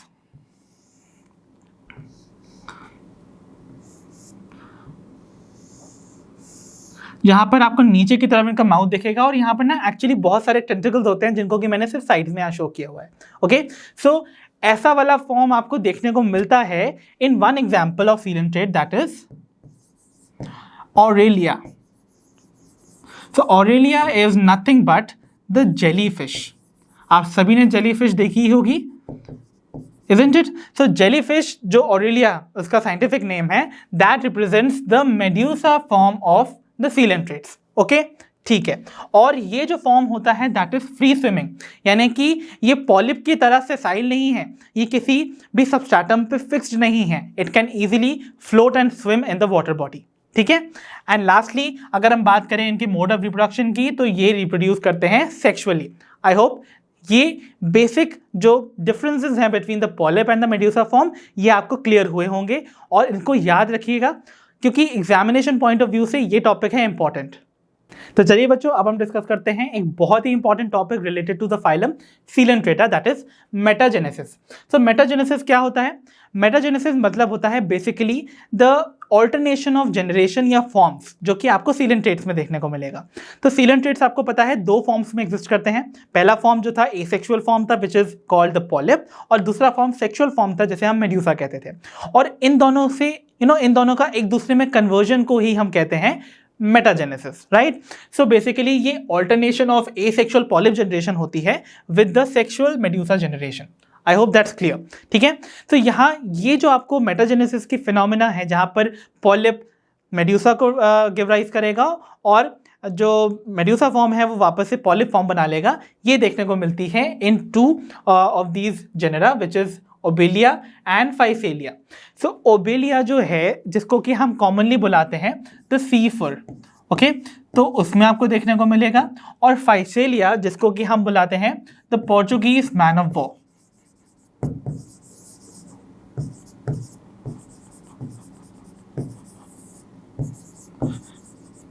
इसमें भी आपको ये फिनोमेना देखने को मिलती है। ओके, सो क्या होता है और कैसे मेटाजेनेसिस होता है उसको हम समझ लेते हैं। ओके, सो सबसे पहले आप स्टार्ट करते हैं with the polyp form. So जो पॉलिप फॉर्म होते हैं आप जानते हैं ये एक एसेक्सुअल फॉर्म है, इजंट इट? और ये एसेक्सुअल रिप्रोडक्शन करेगा, एंड जब ये एसेक्सुअल रिप्रोडक्शन करने के बाद ये क्या बना देगा? द सेक्सुअल फॉर्म, जिसे हम कहेंगे मेड्यूसा। और मेड्यूसा जो है वो सेक्सुअल फॉर्म था, तो वो सेक्सुअली रिप्रोड्यूस करेगा to form the asexual polyp form. तो ये जो ऑल्टरनेशन ऑफ जनरेशन आपको देखने को मिल रहा है ना, this is only called the metagenesis. But please आप कंफ्यूज मत होइएगा, बिकॉज क्या होता है आप इसको जनरली कंफ्यूज कर लेते हैं with the alternation of generation जो प्लांट्स में देखने को मिलती है। तो प्लांट्स में जो आपको ऑल्टरनेशन ऑफ जनरेशन देखने को मिलती थी वहां पर प्लांट बॉडी की जो प्लॉइडी होती थी वो चेंज हो जाती थी, राइट? गैमेटोफिटिक फेज जो होता था वो हेप्लॉइड होता था, और जब वो स्पोरोफिटिक फेज में कन्वर्ट होता था तो वो डिप्लॉइड हो जाता था। तो वो आपको नहीं याद रखना है, वहां पर प्लॉइडी चेंज होती है। बट यहां पर जो आपको मेटाजेनेसिस या ऑल्टरनेशन ऑफ जनरेशन देखने को मिल रहा है, यहां पर प्लॉइडी सेम रहेगी, ओके, बट सिर्फ फॉर्म्स ही चेंज हो रहे हैं ऑफ दी सीलेंट्रेट। तो इतना बेसिक चीज आपको याद रखना है कि मेटाजेनेसिस जो है या ऑल्टरनेशन ऑफ जनरेशन एनिमल्स के केस में जो आपको देखने को मिलता है वो बहुत ज्यादा डिफरेंट होती है then what we see in case of plants. Okay, तो चलिए बच्चों अब हम डिस्कस कर लेते हैं अबाउट कोरल्स। तो कोरल्स बेसिकली वो नाइडेरियन मेंबर्स हैं जिनके पास स्केलेटन प्रेजेंट होता है ऑफ कैल्शियम कार्बोनेट। तो यानी कि इनका जो स्केलेटन है वो कैल्केरियस इन नेचर है, बिकॉज उनमें कैल्शियम कार्बोनेट का डिपोजिशन होता है, और ऐसे लाइफ फॉर्म्स को एग्जिबिट करते हैं corals. I hope that's clear. चलिए अब हम डिस्कस कर लेते हैं अबाउट ऑल द एग्जाम्पल्स जो कि आपको सीलेंट्रेट्स के याद होने चाहिए। ओके, तो पहला जो एग्जाम्पल है दैट इज फाइसेलिया। फाइसेलिया आपको याद होगा जिसको हम कॉमनली क्या बुलाते थे? The Portuguese man of war, जो कि हमने पढ़ा था in case of metagenesis. I hope that's clear. Then we have Obelia. Obelia जो है दैट इज यस सीफर, okay. Then we have Meandrina and then Adamsia. Adamsia जिसको हम कॉमनली क्या बुलाते थे? Yes, we used to call it the sea anemone, जो कि आपको यहाँ पर रिप्रेजेंट हुआ दिख भी रहा है। Okay, then we see the next example that is Gorgonia. Gorgonia को हम कॉमनली बुलाते हैं the sea fan. Okay, so Gorgonia is the sea fan, जो कि आपको इसी फिगर में देखने को मिल रहा है। कैसे ये फैन लाइक स्ट्रक्चर आपको देखने को मिल रहा है, ब्यूटीफुल सा। Okay, that is what is Gorgonia. Then we have Pennatula. So Pennatula इसको हम कॉमनली बुलाते हैं द सी पेन, ओके, जो कि आपको इस फिगर में देखने को मिल रहा है ना? ये भी कैसा पेन लाइक ब्यूटीफुल सा स्ट्रक्चर देखने को मिल रहा है ना? This animal is representing the Pennatula और the sea pen. And finally we have the most common example जिसको कि आप सभी जानते हैं, दैट इज हाइड्रा। ओके, आप लोअर क्लासेस से इसको पढ़ के आ रहे हैं। सो आई होप आपको यहाँ तक इन एग्जाम्पल्स में कोई दिक्कत नहीं होगी। अब बात आती है इनको याद करने के लिए, तो ऑब्वियसली आपको कुछ ट्रिक तो मुझे देनी ही पड़ेगी। That is a very common trick जो हमेशा से चली आ रही है to learn the examples in the correct sequence, जो कि मैं यहाँ लिख देता हूँ। ओके, तो बच्चों हमारी ट्रिक है, फिजिक्स ऑब्जेक्टिव एग्जाम में जॉर्ज एंड एडम ने पेन हाइड किए। तो आप फिजिक्स से फाइफेलिया, ऑब्जेक्टिव से ओबेलिया, मे से मियांड्रिना, जॉर्ज से गोर्गोनिया, एडम से एडम्सिया, पेन से पेनाटुला और हाइड से हाइड्रा को याद कर सकते हैं। और बाकी जो मैंने ब्रैकेट में डाले हैं they are just the filler words जिनको कि आप यूज कर सकते हैं to make the sentence sensible. Okay, I hope this much is clear. तो आप इन सारे एग्जाम्पल्स को इस ट्रिक के थ्रू याद कर सकते हैं अपनी इनिशियल मेमोरी में, तो आप स्टोर कर सकते हैं, बाद में इनको कॉन्स्टेंट रिविजन से आप इन पे अपनी कमांड हासिल कर सकते हैं। So keep revising all of these और आपको ये याद हो जाएंगे, they are not very difficult. I hope that's clear. तो चलिए बच्चों स्टार्ट करते हैं अपने नेक्स्ट फाइलम के साथ, विच इज फाइलम टीनोफोरा। तो टीनोफोरा अगर हम वर्ड है इसको ब्रेक करते हैं तो देखिए इसका क्या लिटरल मीनिंग निकलता है। तो टीनो वर्ड का मतलब होता है something related to comb. Okay, comb आप सभी जानते होंगे ना। ओके, एंड फोरा मीन्स होता है बेरिंग। तो यानी कि ये एक कुछ ऐसे एनिमल्स हैं जिनके पास कुछ कोम्ब लाइक स्ट्रक्चर्स प्रेजेंट है और इसी फीचर की वजह से इनको हम कोम्ब जेलीज भी बुलाते हैं एंड सी वॉलनट्स भी बुलाते हैं। आई होप दैट्स क्लियर। ठीक है, और बहुत ही इंपॉर्टेंट फीचर जो कि टीनोफोरन से रिलेटेड है दैट इज देयर हैबिटेट, क्योंकि ये एक्सक्लूसिवली मेराइन हैबिटेट में पाए जाते हैं। मतलब ये मेराइन हैबिटेट के अलावा किसी और हैबिटेट में आपको देखने को ही नहीं मिलेंगे। दैट मीन्स यहाँ पर कोई भी फ्रेश वाटर स्पीशीज नहीं होती है in case of ctenophores. Okay, फिर हम बात करते हैं the level of organisation as the first criteria obviously, जो कि हमने डिस्कस किया था फॉर द क्लासिफिकेशन। तो जो लेवल ऑफ ऑर्गेनाइजेशन देखने को मिलेगा that will be the tissue level of organisation, जो कि हमने देखा था in case of coelenterates also. ठीक है, सिमिलरली इनके पास भी बॉडी प्लान जो होगा वो होगा ब्लाइंड सेक टाइप, जो कि अगेन आपको सीलेंट्रेट्स में देखने को मिलता था और यहाँ पर भी ये आपको परसिस्ट करता हुआ दिखेगा। देन अगर बात करें सिमेट्री की तो they are also radially symmetrical just like coelenterates only. Okay, क्योंकि इनकी बॉडी को अगेन हम दो इक्वल हाफ में कट कर सकते हैं बाय एनी प्लेन जो उसकी सेंट्रल एक्सिस से पास कर रहा हो। तो आप देख सकते हो जैसे कि यहाँ पर एक टीनोफोरा का एग्जाम्पल आपको दिया रखा है दैट इज प्लूरोब्रेकिया। तो प्लूरोब्रेकिया को आपने बॉडी देखी है इसकी कैसी स्फेरिकल सी है ना। सो अगर आप इसको दो इक्वल हाफ्स में काटना चाहते हैं तो ऑब्वियसली आपको बस नंबर ऑफ प्लेन्स जो है आपको मिल जाएंगे, इनफाइनाइट नंबर ऑफ प्लेन्स मिलेंगे जो कि बस उसके सेंट्रल एक्सिस से पास करते हुए दिखने चाहिए, राइट। तो एक प्लेन ये भी हो सकता है ना, एक प्लेन समवॉट ऐसे भी हो सकता है and there can be infinite number of plane, क्योंकि रेडियल सिमेट्री की बात हो रही है ना, तो there can be infinite number of plane जो कि बस सेंट्रल एक्सिस से पास करने चाहिए, वो उस ऑर्गेनिज्म की बॉडी को दो इक्वल हाफ्स में कट कर सकता है, राइट। ओके, एंड लास्टली अगर हम इनके जर्म लेयर्स की बात करें तो ऑब्वियसली इनके पास दो जर्म लेयर प्रेजेंट हैं, that is why they are diploblastic, क्योंकि इनके पास एक आउटर एक्टोडर्म प्रेजेंट है और एक इनर एंडोडर्म प्रेजेंट है, और एक्टोडर्म और एंडोडर्म के बीच पे आपको एक नॉन सेल्यूलर जेलाटिनस यानी कि जेली लाइक लेयर देखने को मिलती है that is non living and उसे हम क्या बुलाते थे, mesoglea, right. Good, so they are diploblastic in nature. तो चलिए बच्चों अब हम कुछ और इंपॉर्टेंट फीचर्स टीनोफोरा से रिलेटेड डिस्कस कर लेते हैं। लाइक इनका जो शेप होता है वो जनरली आपको स्फेरिकल देखने को मिलेगा और साथ ही इनमें जो लोकोमोशन होता है वो आपको देखने को मिलता है by 8 rows of ciliated comb plates. तो यानी कि आप अगर इस प्लूरोब्रेकिया के इस डायग्राम को ध्यान से नोट करेंगे तो आप देखेंगे यहाँ पर ये ग्रीन कलर की कुछ प्लेट्स आपको देखने को मिल रही हैं, राइट। अगर आप इनको काउंट करेंगे they are going to be 8 in number. Okay, so ये वो 8 कोम प्लेट्स हैं जिनमें कि आपको ना बहुत सारे सीलिया जो हैं ऐसे कोम्ब लाइक स्ट्रक्चर के फॉर्म में अटैच्ड दिख रहे हैं। ये जो अटैचमेंट्स हैं ये हेल्प करते हैं to help the body of the Ctenophora to basically locomote. तो अगर आप ध्यान से देखेंगे इस स्ट्रक्चर को एनलार्ज करके तो इस कोम प्लेट पे आपको कुछ ऐसे सीलिया के टफ्ट देखने को मिलेंगे जो कि कोम्ब को एग्जिबिट कर रहे हैं। एक कोम्ब ऐसा ही दिखता है ना, इसीलिए तो ये बेसिकली क्या है, द टफ्ट ऑफ सीलिया, और इसी स्ट्रक्चर की प्रेजेंस की वजह से ही इनको हम कोम्ब जेलीज भी बुलाते हैं। Okay, that's clear. देन अगर हम बात करें इनकी डाइजेशन की तो डाइजेशन इसमें जस्ट लाइक सीलेंट्रेट्स आपको एक्स्ट्रा सेल्यूलर और इंट्रासेल्यूलर दोनों देखने को मिलेगा एंड इनकी एक और इंपॉर्टेंट फीचर है that is they exhibit bioluminescence. तो बहुत सी ऐसी स्पीशीज हैं टीनोफोरास की जो कि लाइट को एमिट कर सकती हैं, बिकॉज अगर आप वर्ड को ब्रेक करते हैं बायोलुमिनेसेंस को तो बायो वर्ड का मीनिंग होता है लिविंग और लुमिनेसेंस का मतलब होता है लाइट। तो यानी कि इनके जो मेंबर्स हैं उनके पास कैपेबिलिटी है कि वो लाइट को एमिट कर सकते हैं and this feature is obviously peculiar to the टीनोफोरन्स। तो ये आपको याद रखना होगा। ओके तो आप देख सकते हैं कि इस फिगर में भी आपको ये जो टिनोफोरा है ये लाइट एमिट करता हुआ दिख रहा है, यानी कि it is showing the property of bioluminescence. So बच्चों टिनोफोरा के कुछ और इंपॉर्टेंट कैरेक्टर्स को यहाँ पर डिस्कस कर लेते हैं। लाइक ये जो मेंबर्स होते हैं टिनोफोरा के, they are hermaphrodite, that means इनकी जो सेक्सेस हैं they are united. Okay that means जो मेल सेक्स ऑर्गन है और जो फीमेल सेक्स ऑर्गन है they are present in the same body. Okay फिर हम बात करते हैं रिप्रोडक्शन की, तो इनमें आपको only sexual methods of reproduction देखने को मिलेगा, there is no asexual method. Lastly हम बात करते हैं इनके फर्टिलाइजेशन की मेथड की, दैट इज एक्सटर्नल फर्टिलाइजेशन, आपको यहाँ देखने को मिलेगी। दैट मीन्स जो मेल स्पर्म्स होते हैं वो फीमेल के एग को फीमेल बॉडी के आउटसाइड ही फर्टिलाइज करेंगे, not inside the female body. So ऐसे फर्टिलाइजेशन को हम कहते हैं external fertilization. I hope that's clear.